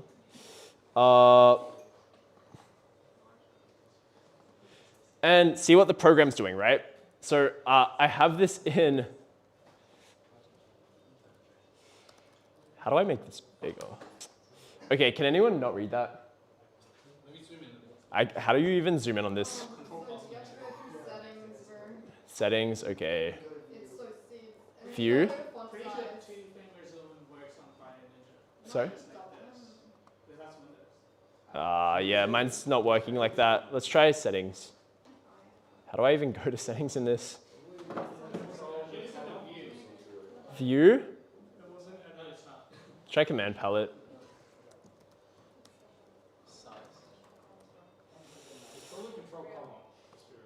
Control comma. Oh, of course. Thank you. Font size, please. Yes. Is that too big? Is it changing? Okay. Can everyone read that now? Thank you to whoever said that. Okay. We can see this program starts by mallocing 8 bytes on the heap. It then sets that pointer to OX25, which is, we can go here and say, let's view that as a unsigned decimal. So this random heap chunk is set to 37. We can see we then get told the location of the heap chunk as they print out the pointer, and they also print out the value within the heap chunk. We then have a calc of 10 elements of size 8. So that's probably some sort of array maybe. I'm not sure. We'll find out. But we then have this while loop, and we can see it saying while rax, so that malloc chunk is less than, while this, okay, while this malloc chunk is less than 84, so less than a HD, I guess, we're going to loop through this menu, and if we ever manage, if we ever manage to escape this loop, we will be able to call a win function, which will just run /bin/sh. So can anyone guess what the goal of this binary is then? Or, yeah, escape the loop. Or, yeah, get a HD. So we should try and set whatever this pointer is, which we've been told, to some value higher than 84. If we can do that, we should be able to escape this loop, right? So let's take a look at what each of these functions are doing. Again, they're all taking in this rax7 variable. Let's maybe call this like loop, array, because they're doing a calc, which you usually do with arrays, as long as there's like more than one elements here. They then go through this if statement. Let's take a look at like make student, for example. Make student is just going to read in a number, and then malloc 8 bytes, and do nothing else, right? What else is going on here? Delete student, set mark is just setting the malloc chunk, I guess, to some number, and so on and so forth. So we are somehow going to need to get access to this malloc chunk on the heap, which is at this random address which we have been given. And we need to abuse that malloc chunk to then set the value higher, right? So pretty much we need an arbitrary write. If we do a bit more digging around in here, we can see when they do their delete student, they're going to do their free here, and then they just printf next, right? Does anyone know what this vulnerability might be here with this free? What should you always do when you free a variable? Yeah, thank you. So when they do their free here, there's no like setting of anything to null. There's no deleting of any pointers, so we should still have access to whatever pointer is being used after this free. With our use after frees, there's a ton of different like techniques we can do to exploit. Today we're going to go back over Tcache, more specifically Tcache redirection. This is just a way to be able to place chunks wherever you want, or kind of wherever you want. We'll see more on that later. Anyway, I should go into why this is a Tcache binary. So let's just run the binary again. This time, let's run it in GDB, and let's run the version with the correct libc. I'm just going to make a student here. Let's make the 0th student, I guess. Let's set its mark to, let's set the student's mark to 100. And let's delete the student. In GDB, a very useful command is bins, right? This will show us all of the heap free bins. It looks like the one we're going to be worrying about for this challenge at least is the Tcache bins. So if you recall, the Tcache, at least on our version of libc, has 7 free chunks in it, or it will hold up to 7 free chunks. It's also a linked list structure, like every other thing on the heap, I guess, which means if we can control the forward pointer of this heap chunk, we will be able to control what the bin is actually storing, right? So let's take another look at that. If I go back to my binary, and let's say I make another student, and then I delete that student. Oh, okay, that's annoying. Let's make 2 students, sorry. And then delete both of those students. And now I should be able to see that my Tcache bins is actually this like linked list structure, right? If I can control this pointer to this next free chunk, then whenever my program goes around to try and make use of that free chunk, I can like control where that free chunk is going, right? Or where that chunk is getting mallocked. Okay. The thing to remember about Tcache chunks in particular is each pointer in the heap is going to be or each pointer in a Tcache chunk is encrypted with the position of that pointer, right? So I can see here, like, this is kind of how the encryption works. It's going to take the address of our current chunk, so the one storing the pointer. It's going to right shift that by 12, and then it's going to do an XOR on that pointer. Once that's done, the Tcache pointer will be like safe according to libc, and it is now free to use it whenever it's taking a look at the next problem, or the next malloc. So if I want to be able to overwrite this forward pointer, which again we want to do to place our chunk in the same area as Morgan's chunk, to be able to overwrite his mark, I'm going to need to either figure out the address of the current chunk, or I can leak it directly through the end of the linked list. So let's see how that might work. So let's make another chunk here.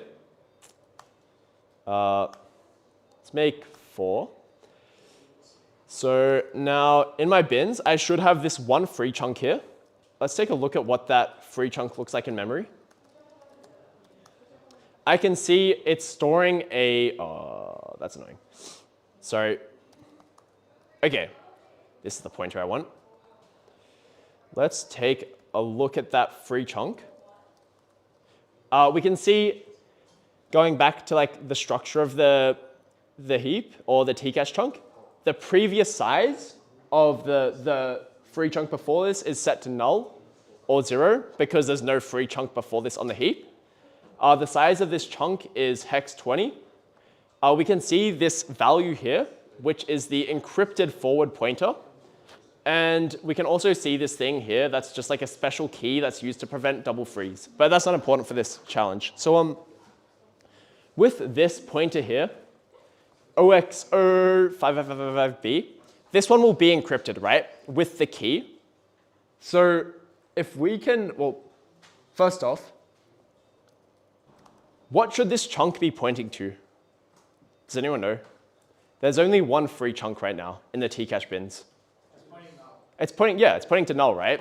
So again, the way this encryption worked is I took my key here and I XOR'd that with my pointer. Now, what's special about that is when the pointer is null, they're doing null XOR key, right?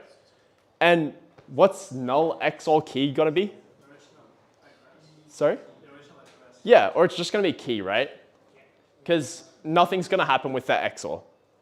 So if I can take a look at what this key is, when there's only one element, or whatever the end element of the linked list is, I'll be able to figure out what the key is, right? So if we go back to our heap, and let's take a look at an allocated chunk that might be used. Or actually, let's set, who did I just free? 1 second. Okay. It looks like 4 shouldn't be free. So let's set 4 to be 100. And now let's take a look at that guy here. So this is our chunk that we just set to be 100. We can see this one doesn't have any of this double free protection because it's not a free chunk, right?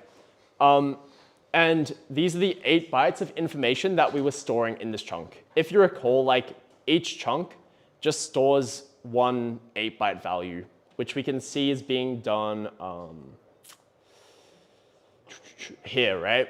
They're going, so this is where we set the student's mark. We're going to take that student's mark, which I guess is done by this calculation here, and set it to this variable, which is a long integer, or 8 bytes, right?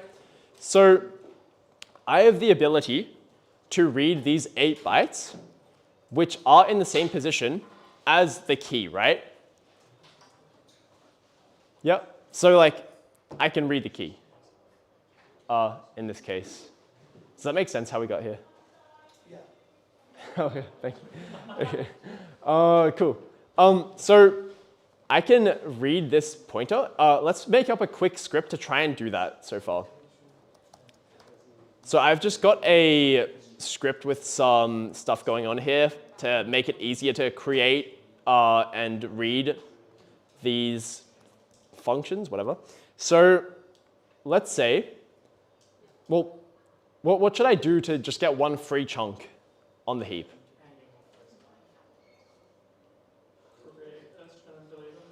Yeah, I just create one student. So I think I have a function create. Let's create the student 0. And then let's just delete the same student. Right? Now, if I go and read this student's number, I should be reading that free chunk, right? Or sorry, that free key. So let's now print the hex value of 0, or whatever their mark is. And we should see, thank you, Python. Let's also change this to the challenge. That'd be a good idea. Okay, then let's go down here and say, I want to read the 0th student's thing. Cool. Okay, don't do that, please. I want to run this as local. Okay, here we go. So it looks like it printed out this value here, which should be the key that's being used by the Tcache, right? Make sense so far? So using this key, I should be able to forge my own Tcache pointers, right?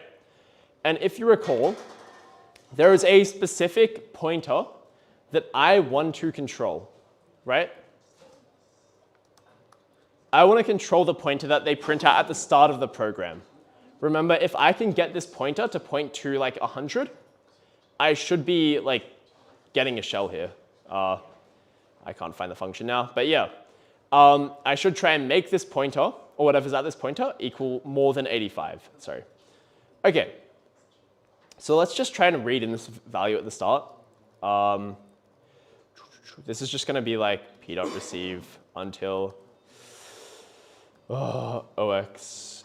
And then I will just receive in that whole line. And this should be my chunk. Oh, sorry. Goal pointer equals, we'll decode this as a hex integer. Okay. Okay, cool. So I need to control this goal pointer. So the next thing I should do is actually forge this pointer. So this is going to be my key that I read in earlier. And now I want to say, take this key and create that encrypted pointer. So again, all I need to do here is XOR the goal pointer with my key. That's the XOR function in Python. And that should return my encrypted pointer. Cool. Would you need to like shift it as well? Yeah. Great question. So you are right. Normally, we would need to shift the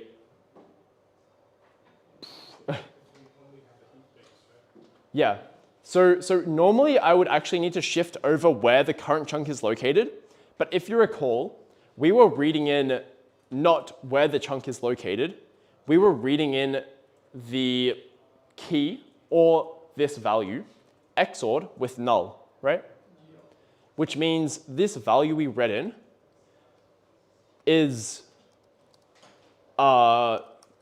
address shifted over 12, pretty much, right? Also, when you XOR like 0. Yeah, yeah. Because if you recall, like if we do 1 or 0, XOR 0, we get 1, right? Okay, cool.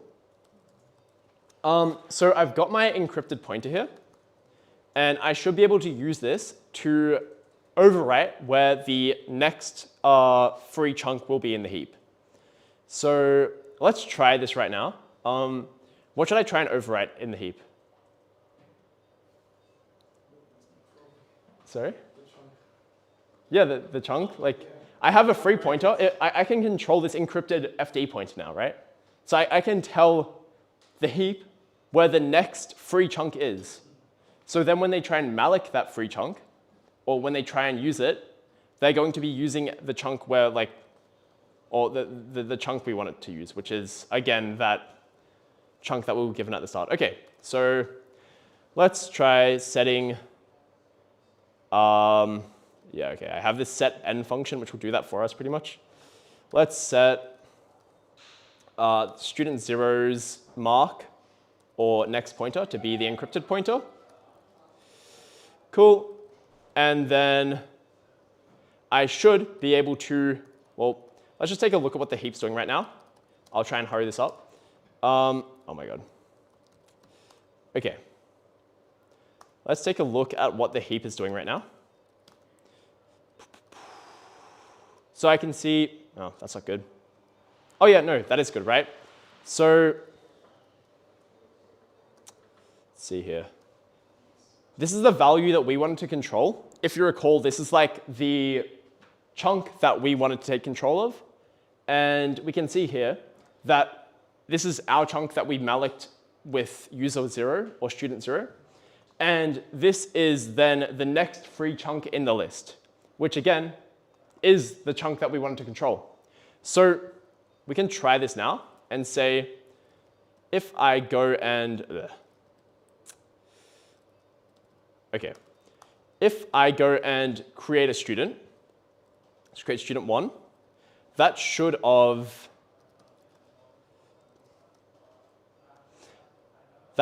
used that chunk that we freed earlier. And now the next chunk waiting is going to be this chunk that we wanted to take control of, right? So let's go and also create that chunk. And now, if I read the mark of that chunk we just created, oh my God, why isn't this working? Okay, anyway, something we have to do with this stuff is create another chunk. This way, the heap, we can like actually create like multiple free chunks in the list and it won't get weird, I guess. I don't know, is this, yeah, whatever. If you go back to like JDP, the bins also has like the number of chunks. Right. So initially we just had one chunk. And Yeah. we wrote to that chunk to make like a forge number.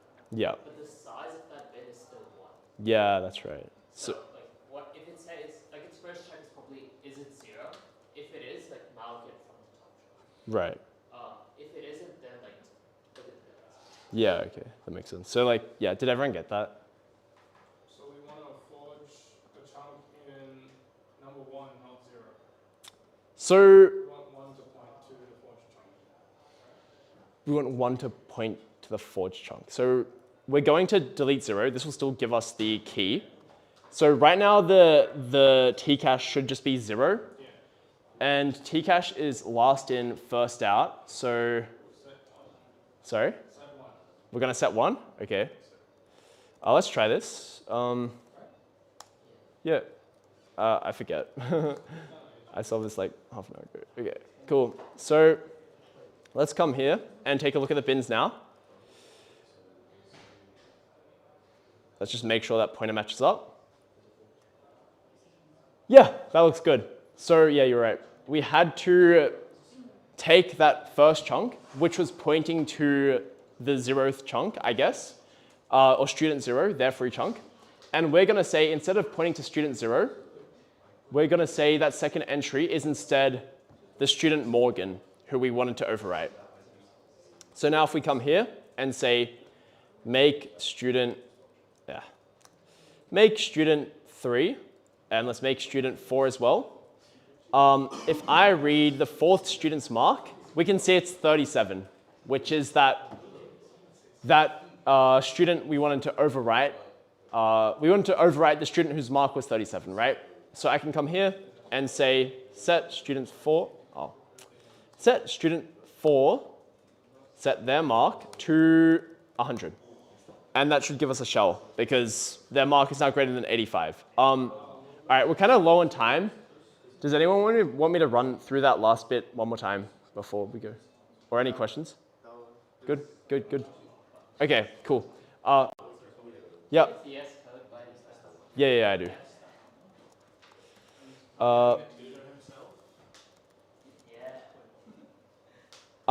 Next up is the goat Krish going over ROP. Cool. You need to put it in there.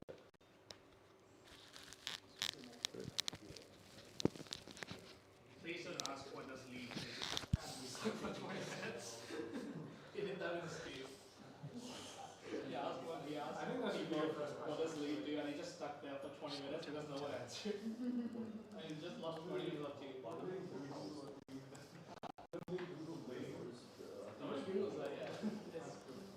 RVP, pop RVP,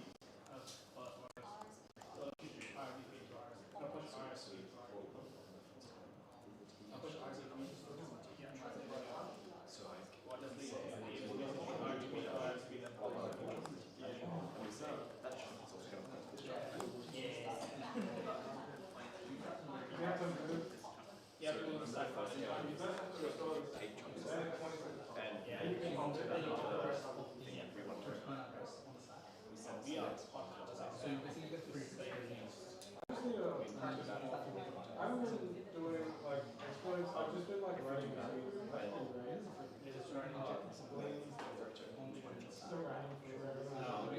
like a cat damage and other like you were yeah, I'm just two lines of bash.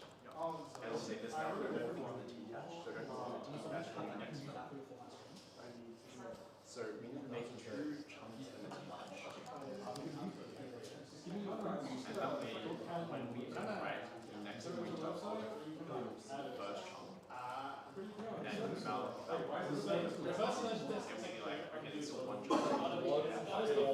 All right, cool.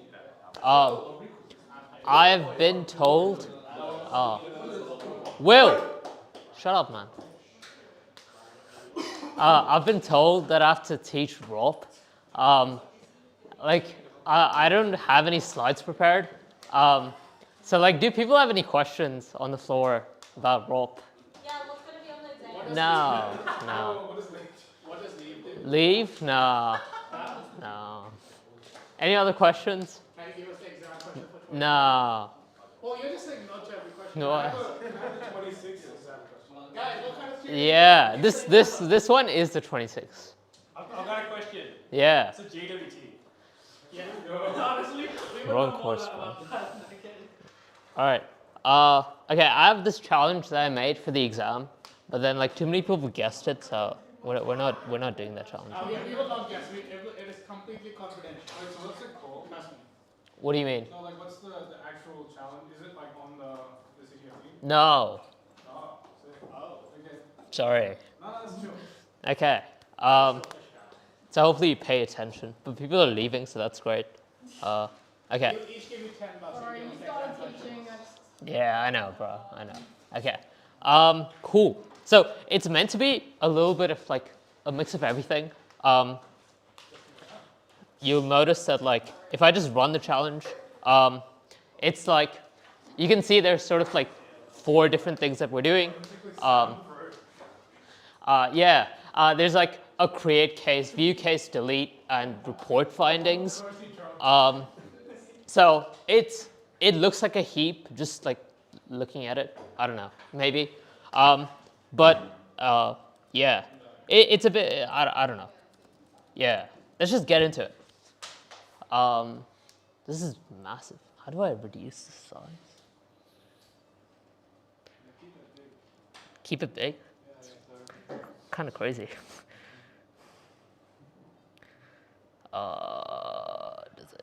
Does that help? I don't know. Okay. Do you have, like, is GDP just GDP? Or is it like Pony? Okay. Yeah, okay. Cool. All right, let's just run it. There's apparently, we get some address leak. That looks like it's in the text segment because it has a bunch of 5s. GDB switches off ASLR by default. So yeah. Anyways, let's just create a case. Chuck in ASDF. Case created at slot 0. Cool. If we just look at the heap itself, that's crazy. Do I have to pwn in it? Okay.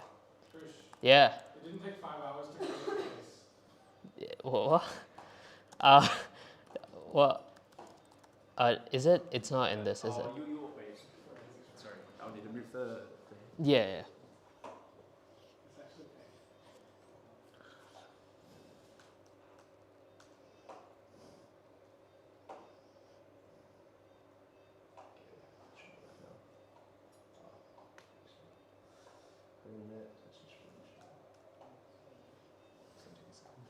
Oh, it fetches the linker. Oh, you don't even, okay, crazy. All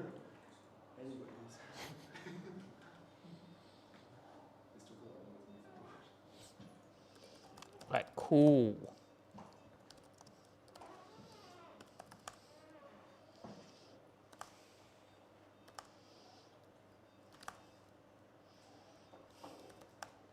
Cool, so it makes some chunk on the heap. So we're dealing with some heap stuff, but not everything itself, right? We have like a new chunk, which presumably makes a chunk, right? Essentially just looks for an index in some global array. And if it can't find an index, that essentially means that like every sort of slot in that array has been occupied by some chunk. So cases is just an array of pointers to like chunks itself, right? Cool. We malloc that if it blah, blah, blah. Fgets is safe. We increase its total, and we add it to that array. Cool. We can view a chunk as well. Should be pretty standard. Yeah, there's nothing weird going on there.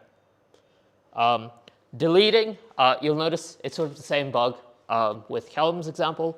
You don't null out that pointer itself, so you can still access it after like freeing it, right, essentially. Yeah. And then we have our final sort of function. We have the banner, that doesn't really matter. We have the report function. And you can sort of already tell that, there's a buffer overflow as well, which is kind of crazy. Cool. So how, sort of how big or how much are we writing to past the buffer? So, sorry? 24?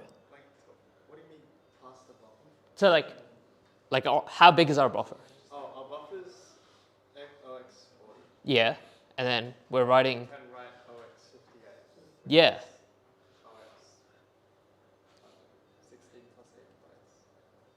Yeah, 24, right? Or yeah, OX18 essentially, right? So what does that sort of give us access over? If suppose like we have our buffer, RBP, RIP. I mean, I sort of just gave it away. Yeah, you can override both of them, and then just one more thing after that, right?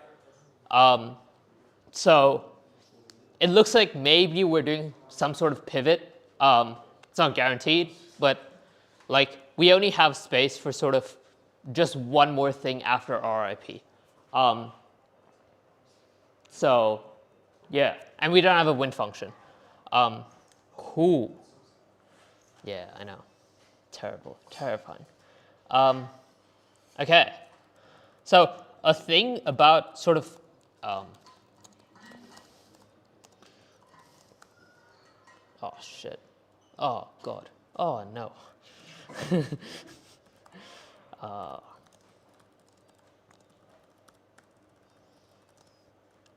A thing about pivots that sort of the course didn't cover as such was that your RSP is not sort of limited to just the stack, right? RSP is just a pointer at the end of the day. And if you think about sort of the stuff that we work with, like, oh, what does a ret do? It essentially does, it just does like a pop RIP. But there's no check on what RSP is intuitively, right? As long as RSP points to some writable memory and there is some valid address, if we ret at that like sort of slot where RSP is not where it's meant to be, it can still like pop RIP, right? So maybe some of you have connected the dots as to what we're meant to do. Our goal is to sort of make RSP, rather than staying on the stack, essentially going to the heap instead. So RSP points to the heap, and then we sort of go down our rob chain.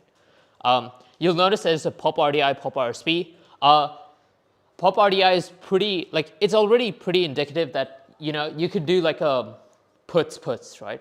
You get libc from there right away. That's not, Jesus, okay.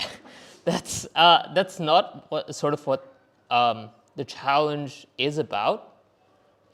You can do that. I know someone, I think Kelly did that as well. But like I've like given you sort of gadgets for other stuff as well, right?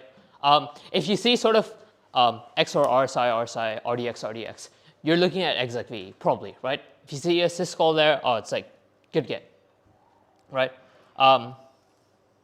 Cool. The challenge also mentioned that thing. So there's something over there. We don't know what it is, but we can.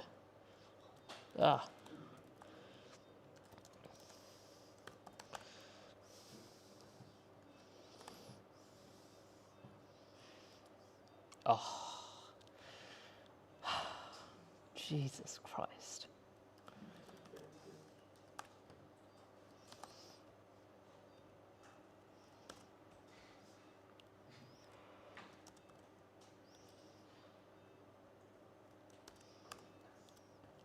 Well, okay, never mind. That was not what I was meant to do.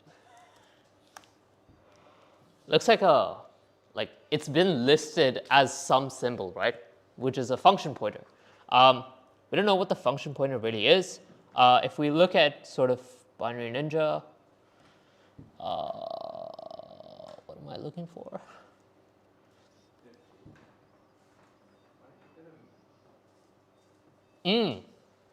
FP. So FP just points to execv, right? That's all it does. So does that mean, like, if we look at a global offset table, execv is not there.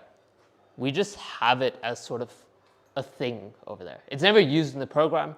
It just, we just have a pointer to execv for some reason. Cool. Okay. Now that I've sort of gone through the goal, we also have a pop RSP. We can sort of view the chunks. We can make RSP point to that. And like, hopefully you get sort of the picture of what we're getting at, right? Cool. Do you have tmux? Yeah. Okay. We're in.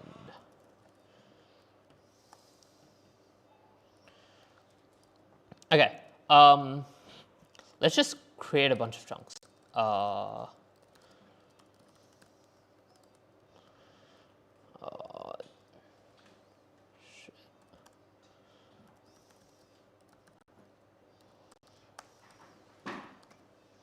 This is going to take some time. Should I just ChatGPT it? Didn't Callum just use his like skeleton? Oh yeah, can I use that? Yeah. should be back one directory. And then iMark. Yeah. Wait, this is source that I Yeah. Sure. Yeah.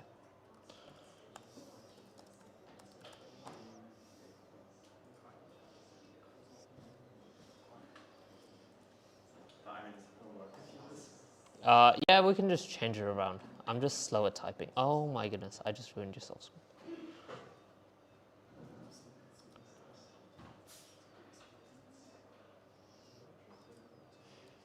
Cool. Wait, do you want me to turn off thin mode? Yeah, can you do that? That'd be great.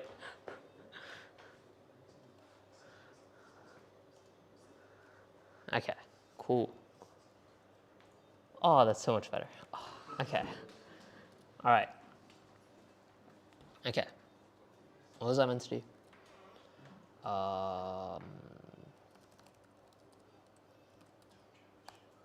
That's not it.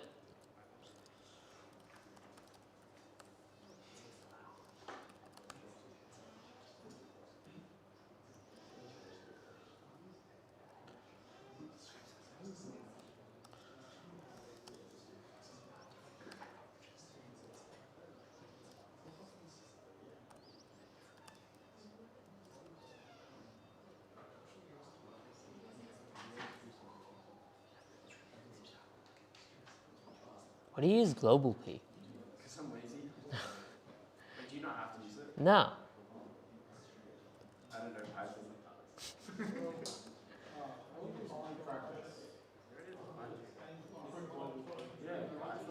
Sorry? That's good practice. Like I care. I mean, I didn't mind my global variable below the other function. What else is there?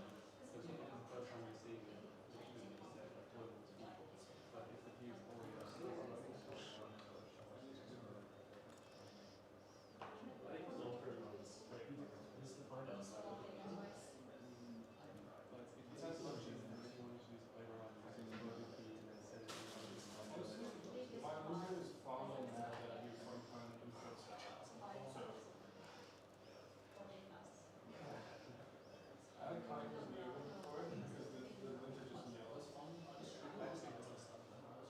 Like, ignore it with a script or ignore it. I figured out how to write commits that makes the linter embed in Python.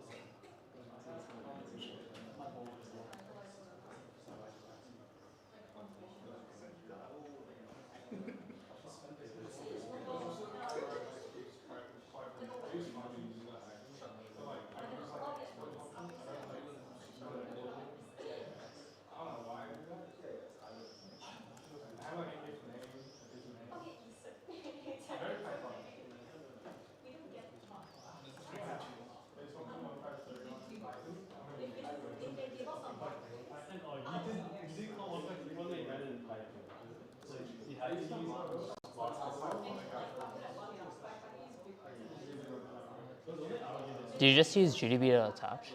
Like. I usually use debug. Oh, okay. This should work, hopefully. Oh. Oh, that's even better.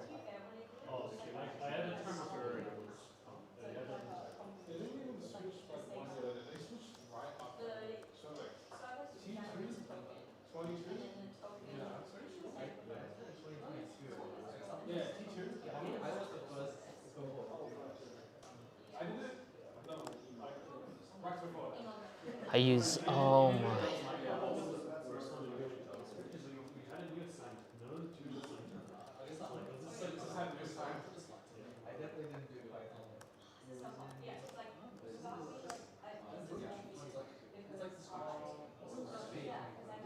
Oh, can I not lift it up? Oh, that's crazy. Oh, you should do tmux in it, then you can just use your mouse. Okay, cool. Okay, hold on. Okay, so far I've just like sort of created two chunks, deleted them. This one is essentially the secret, right? That points to null, but it's been like encoded or encrypted or whatever they say. So if we just view 1 again, or view 0, if we view 0, we'll essentially get the secret right away, right? Cool. So let's just do that.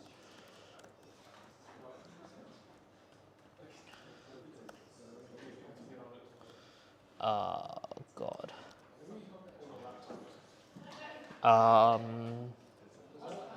Cool.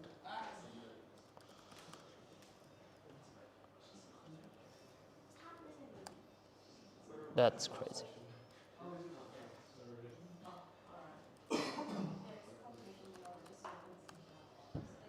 Okay, cool. So we get some leak. P dot receive until.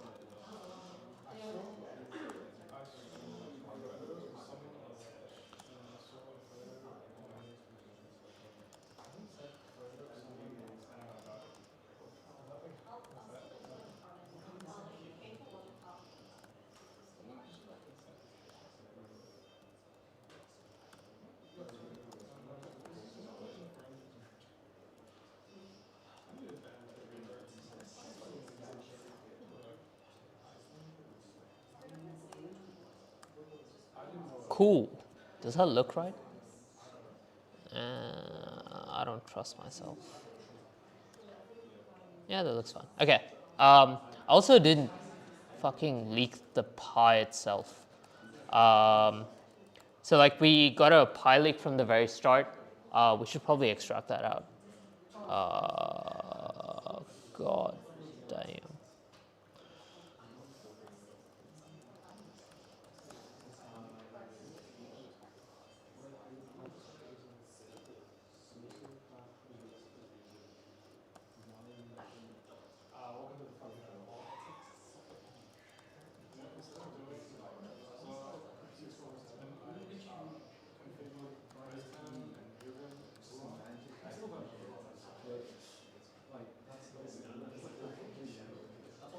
Oh my goodness.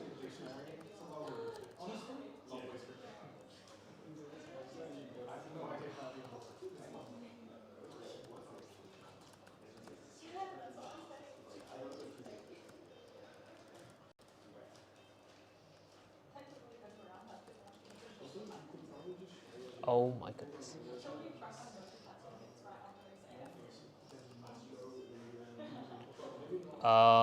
Yeah, we can just use this. Maybe.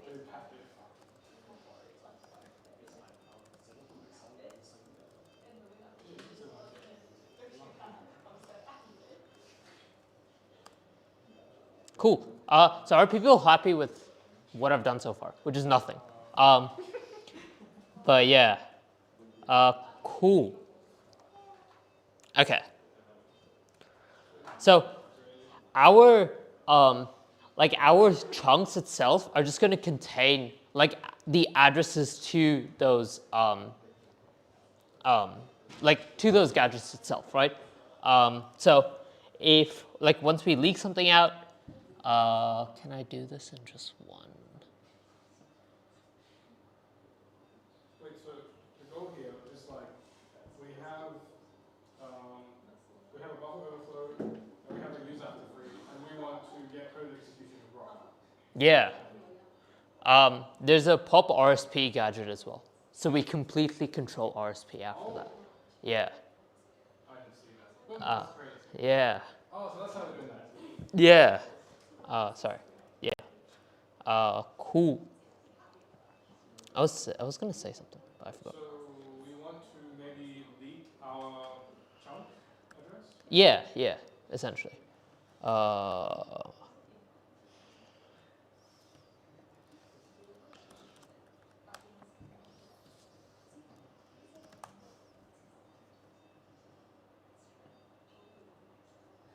Cool. Wait, how do you go up? Control B? Should we control B and then the up arrow? Okay. Control up arrow maybe? Control up. Oh. Control B. Up. Oh. Oh, it's falling apart. That's fine. I can just viz again. 2E0, 2B0.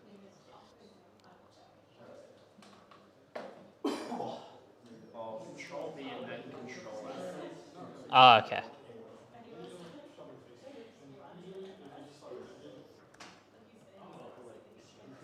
I think I'm. Oh, no. No. Are you in the wrong? I think you're in the wrong. Oh, maybe. I think if you go Control V down, you go there. Oh, okay.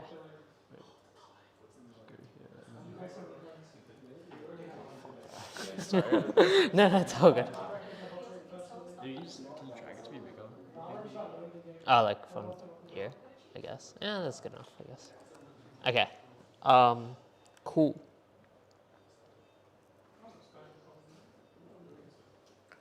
All right, so once we reallocate it, it's going to go like 2E0 and then like 2B0, right? So essentially, if we take this thing, like the thing in blue, and then we XOR it with the secret, we'll get like that chunk itself, right? And then we want RSP to be that essentially. Cool. Cool. We also need a pointer to bit SH. Any ideas on how we can get that? Anything easier? Anything else? The heap, right? Like we can control stuff that we write to on the heap, right?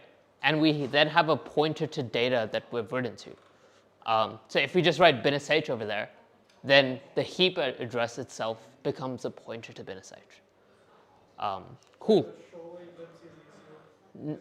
Trust me, it's not. It's like one line. Well, you need a libc leak firstly. No, man. I thought you calculated the address on one. No, that was the like the function pointer address. Cool. What was I saying? Okay. So we can view one as well. And then if we view one, we do this thing again. That's crazy.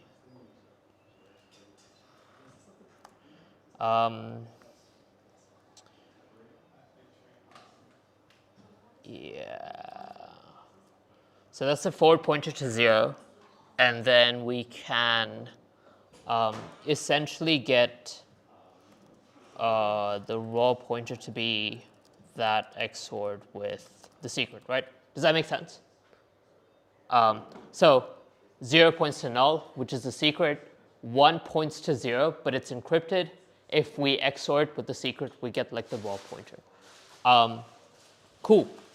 If we now make 2 chunks, we'll talk about what goes into the create itself. Actually, we can do a couple of lines, I guess. So you may have noticed that one chunk itself is not enough to contain all the addresses. So address takes up sort of 8 bytes in memory.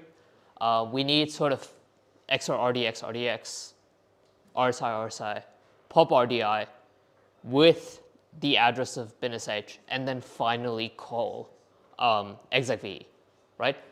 The problem is our chunk is, I think, significantly smaller than that. So we can only have like 3 gadgets. So once we have those 3 gadgets, the 4th gadget should be another pop RSP.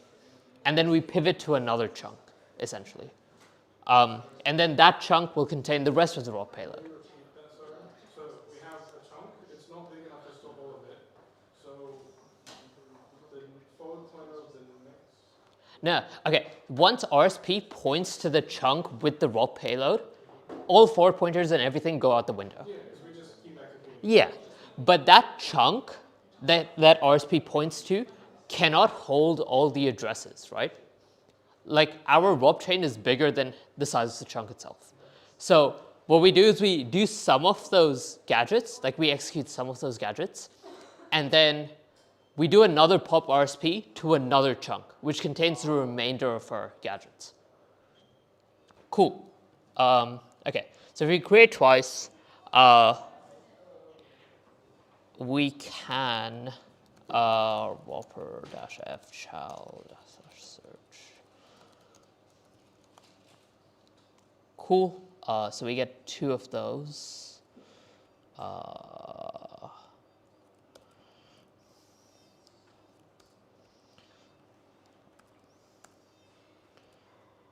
So half our payload would look like P64 L.symbols.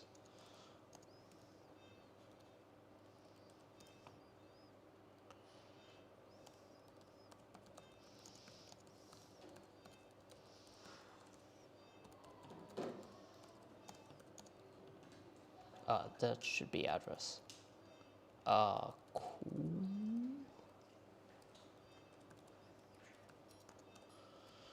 Okay. Cool. We can do that. I actually want to see how big our chunk is.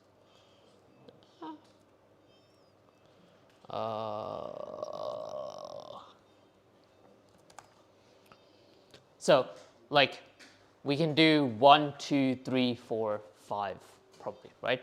And the last 2 essentially just have to be pop RSP followed by the next address itself. So we can only do 3 things in one chunk itself, right? So XORs can like take up 2 spaces essentially in that one chunk. If there's a pop RDI itself, but pop RDI would take up this thing, and we need to like have the value as well for that. So it takes up another thing, which is not convenient.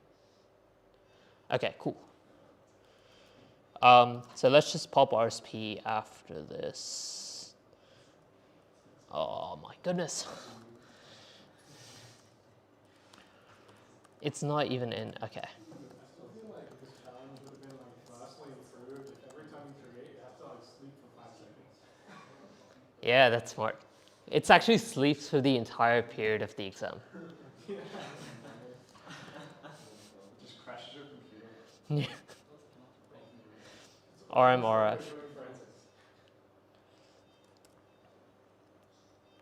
Cool. We can move this up there, and then we can just do that. Is there a way to like steal interrupts from a program? What do you mean? Like, I want another program's interrupts. I just want to steal it, and then I want to like return it. Like, can I hook into another process's interrupts? If you ptrace it, you will get its interrupts, apart from like sync kill, I think.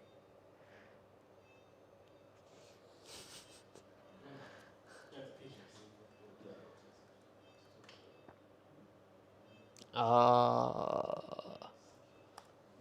What was I saying? Kind of like a malloc hook or something, but like interrupts. Wait, there would be a part of the binary that handles interrupts, right? Maybe? No? In signal.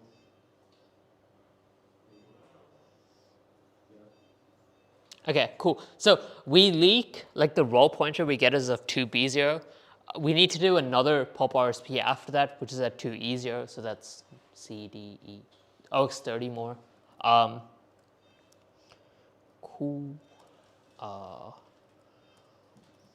Pointer 2 is equal to roll pointer plus OX30.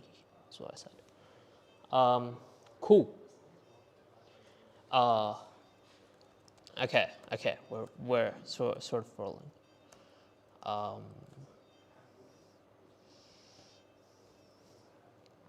We need one thing with just bin sh, as I sort of said, so we can have /bin/sh, right? And then we can do, and then this would become binge. We'll have a look at it in GDB as well. And then the RDI stuff would be in another 30 as well, so just OX60. We'll look at this in a bit. Cool. So this one would be P64.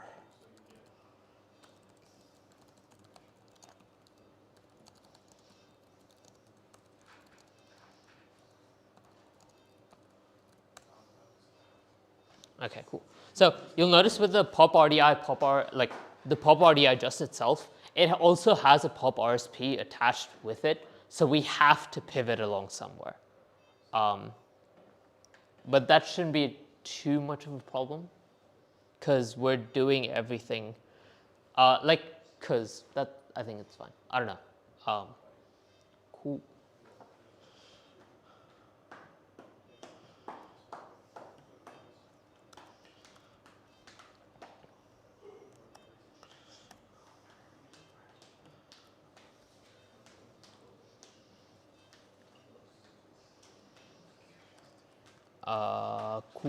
Cool.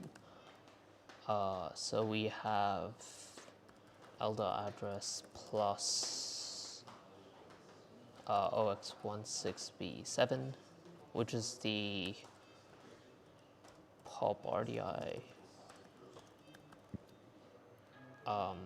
That's not right. That's crazy.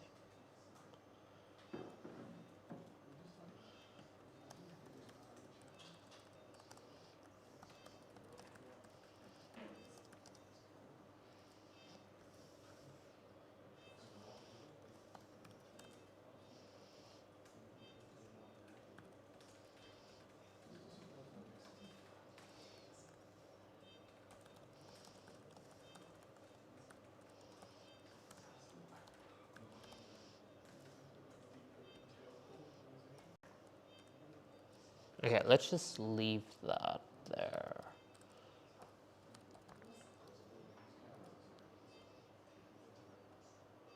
And then,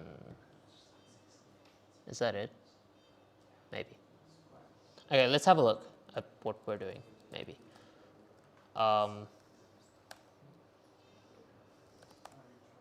Cool.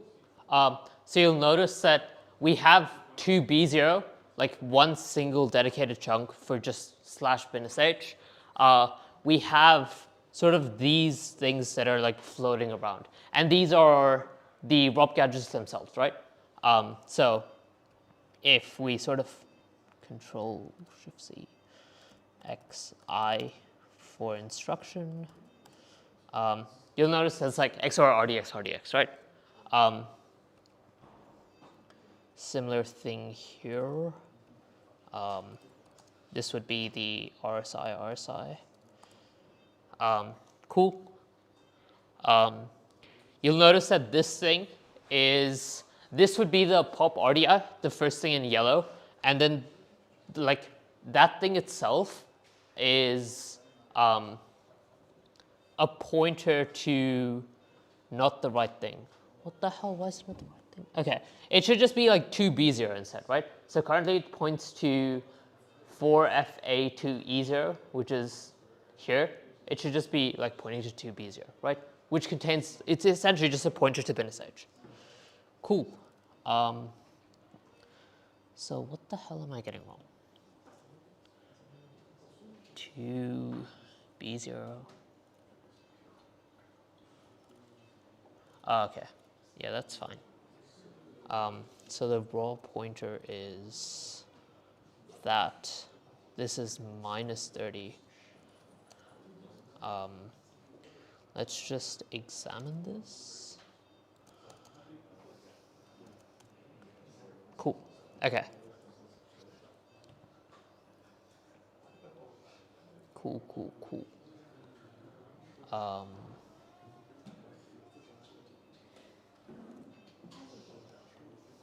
Okay. We also still have to like fill in that pop RSP, right? Because if we like consider after our overflow, like RSP points to this, so it goes ret, and then it sort of just dies, right? So we still need to do that pop RSP. Another thing, which is just this address. So we go pop RSP. RSP takes whatever's on here, but it would just be this thing. And then it goes and executes that thing, like this address. Cool. So basically you're leaking those first, right? I'm leaking what, sorry? Leaking the addresses of your chunks. I just need one chunk, right? I just need one address. Because like everything is plus OX30 from it. Cool. So BinSH was that. I should probably just print it.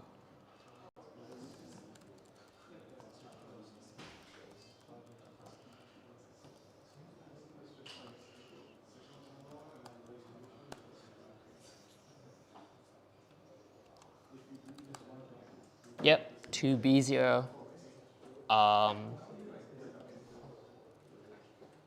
Oh, okay, wait. Raw pointer is, like BinSH is raw pointer. Okay. We can just call that BinSH then, I guess. And then we can call redval equal to, the first thing we want to do is like the pop RSI RDX thing, or like, sorry, XOR RSI RSI RDX RDX thing. So that's just BinSH plus OX30. And then the RDI thing is BinSH plus OX60, right? 2B0 to 310. So that's C0, D0, E0, F0, 0, and then 10. 6 things. Cool. Okay. So we need to make RSP point to this first, which is redval. That's looking good. And the final thing is with this is that we also need to change RSP along with it, right? So we can just go l.address plus OX16B8.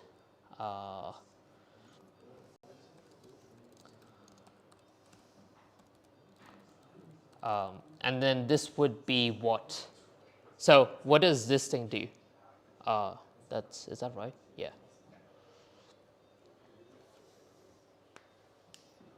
Anyway, I think I've lost everyone, to be honest. No, which question was this in the exam? Would have been question 3. Wow. I'm going to have 15 minutes to do this question. Yeah. Realistically, I'll be honest, you should be able to get the first from each challenge in 15 minutes. That's the limit we have, so... The first... You spend 5 minutes on each question. Yeah. I would say so. Oh, that's what you mean. I thought you meant like, yeah, that's just like normal amount of time, take your stuff. Nah. Okay, wait. So we're doing, this thing is XOR RDX RDX, RSI RSI. We're doing a pop RSP at this point. What do we want RSP to be? Like the next chunk? Yeah, right? The RDI chunk, right? Because we want to go and execute the RDI stuff. Cool. We have one person that's in. That's great. Ah, shit. Okay. Cool. We can just print that out if we really want to. We create this. We do pop RDI, BinSH there. And now we need to do a pop RSP as well. So this thing will go somewhere. We don't know where as of right now. Maybe some of you do know. I don't know. I don't really know. Cool. Let's just leave it at that. Okay. And then I guess the final thing that we want to do is actually like execute that buffer overflow, right? So that was in report, which is the 4th thing. 4.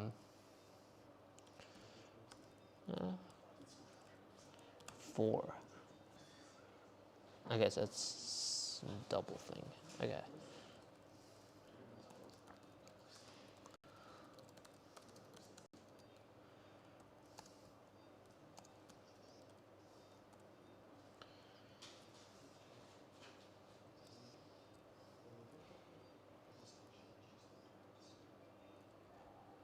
And that would just be, how large is this? It's just OX40. So we go OX48 of garbage, pop RSP, and then our first chunk that we want to execute. Cool. So what did I say? 48. Payload is equal to B times OX48.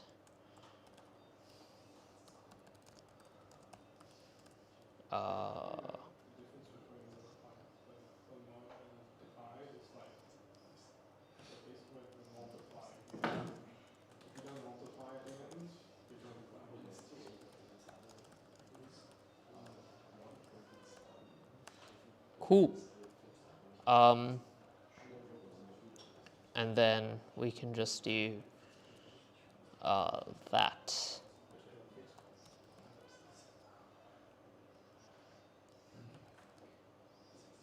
Cool. Okay, so let's just look at sort of what we're at the moment. Did my process died? That's crazy. What's your issue? Why can you not attach? Okay.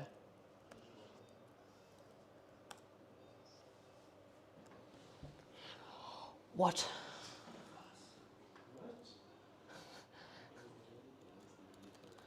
Should I just exit this tmux and try again?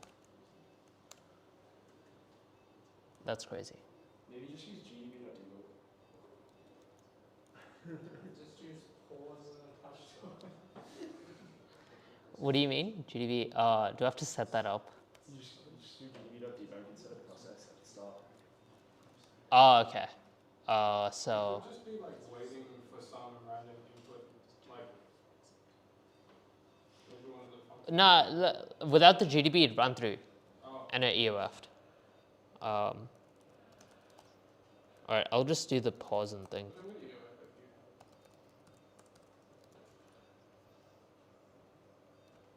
Didn't you have it apart from the function call, right? Sorry? Did you have everything apart from the function call?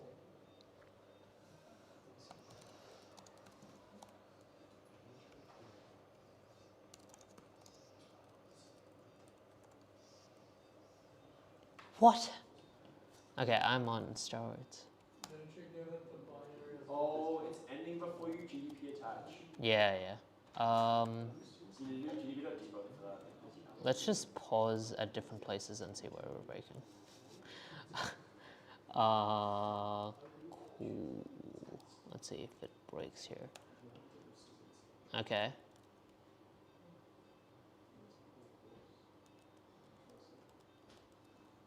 Yeah. I'm trying to send it twice. I'm an idiot. Okay. I was doing 4 twice. Okay, that should hopefully work.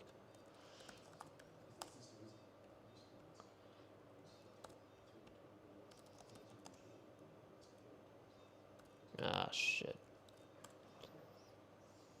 And then let's just break at, so report is the function with the overflow. Cool, that's a lot of output. So you'll notice that the stack already has a bunch of A's. It doesn't show everything, but you can like obviously stack 30 it, and that doesn't have everything. What the fuck is happening? No, but like RIP should be pop RSP.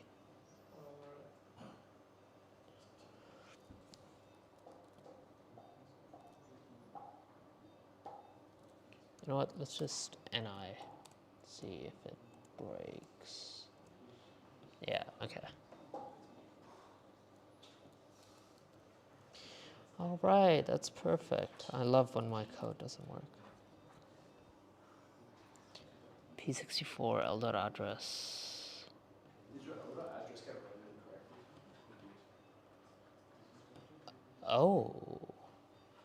Oh, would there have been a new line? No, that could have been it.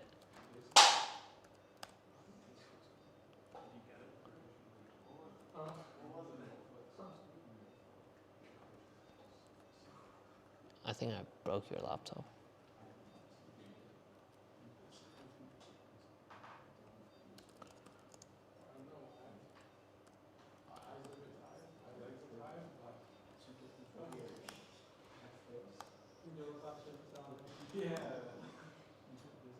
All right, that looks better.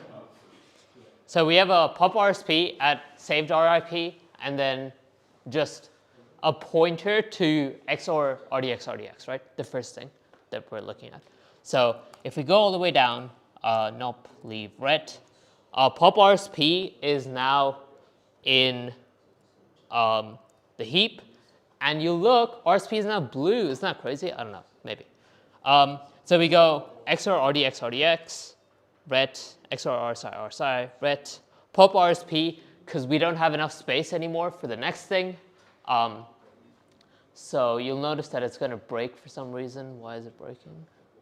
Oh no, it should be fine actually. Maybe. No, that's not fine. Why am I writing to bin.sh? What am I doing?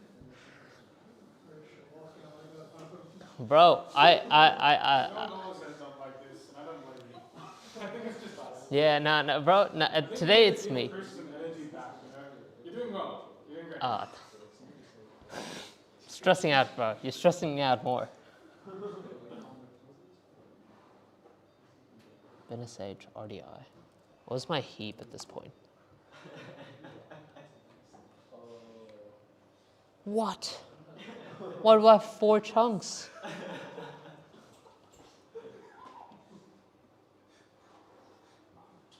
Would it work if you just swap the 30 and the 60? Like this? Yeah, sure.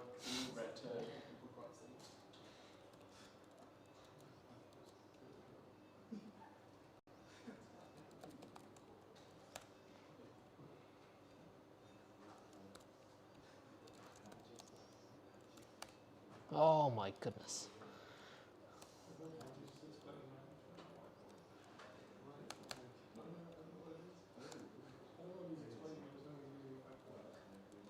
What do you mean you don't know what I'm explaining? Oh, that's even worse. No. It's, okay, so it should be 3060.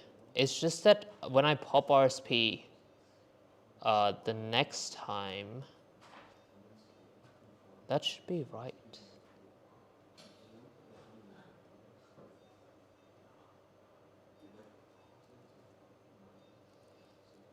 That doesn't seem right. All right, let's just try shit out.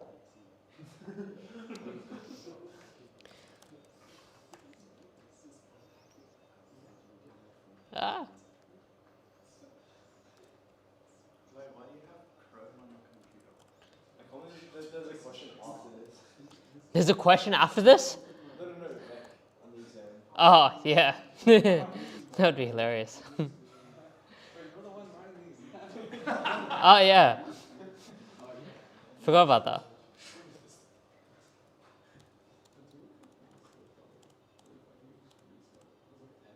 I feel like you'll get here and help me like stop. Oh, look at it. It was 90. For some reason. Pop RDI does not point to bin.sh. Why does it not point? Oh, yeah. So what the hell? Okay, you know what? I feel like, where's my bin.sh that I'm using here? Here. That should be plus 60. Wait, do you want it to be plus 60 at the start instead of there? Because now they're going to, the bin.sh is going to be put into RDI. What do you mean? Shouldn't it be plus 60? Oh, wait. I think it should be fine. No. Bro, it's fine. I've been here. I am here.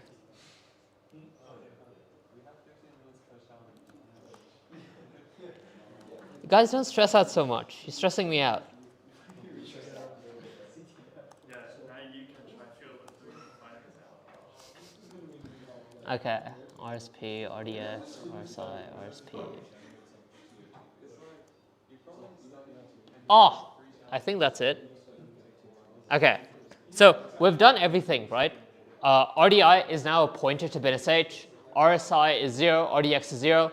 What do we do now? How? call FP?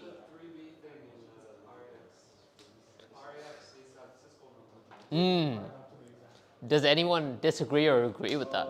Can we make a new chunk that just has an execv, a pointer to the execv function? A pointer to the execve function. Think about what pop, like you're doing pop RSP. RSP has something. And then it has a, it points to a value, right? You can just jump directly to the globals. There's the function pointer already. You can just jump directly to that. Jump? Put the address on the stack so that when it's directly. Oh. Yeah, does that make sense? Right. Oh. You pop RSP, but now RSP is now the function pointer. Right? Okay. What am I looking at? Right val. No, that's fine. Been a sec.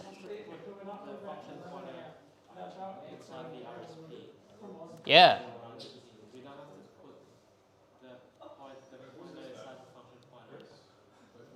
Now the function pointer already points to the point, like to execv, right?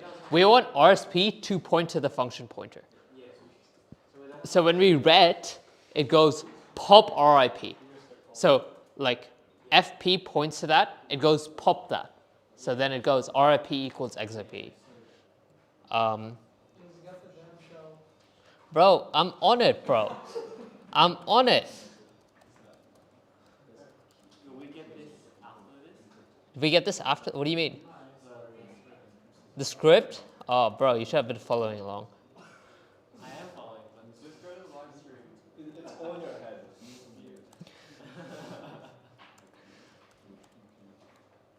Is the last stream recorded? Yes. Yeah. Oh, okay. Nah, you're on steroids. You're on actual steroids. What have I done now?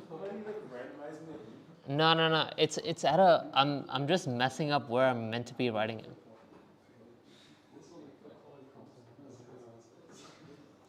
Wait, do you want it not to be symbols FP, but Oh my god, we just start treating it like the office. oh, it did a bad reading it. I think so. It's just, you know what, the answer to everything in life is just to run it again. Isn't this still gonna fail? Probably, but we'll see.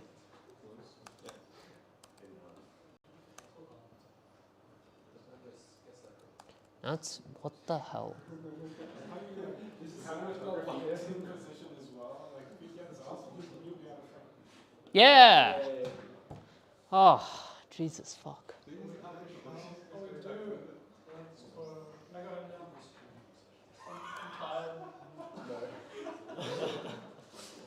Okay. Do we have any questions about that? So why did this get removed from the exam? Why did this get removed? Because like 2 people predicted that RSP can be on the heap. So people understood the concept of the attack survival. Yeah, pretty much. Like this is so much more complex. So it was too easy essentially. No, Wait. too easy. Why when we have that it was symbols possible. FP as a return address and not? So we go pop RSP. Sorry? We go pop RSP FP, right? Yeah. So Because FP is just yeah. FP has the thing like execv. So RSP is FP at that point. Yeah. Okay. And then you go pop RIP. I see. And then the ret pops that value. Yeah. So like you're executing in sort of the stack first, then the heap, and then finally in the binary itself. How's FP RSP? Sorry? Because we do pop RSP and then FP, right? So RSP and FP are the same value, but FP points to execv, right? So RSP points to execv in that case. Then we do a ret, right? What does ret do? Pop RIP. So RIP is the thing that RSP points to, which is execv. So RIP becomes execv, and then you execute, right? Cool. If we have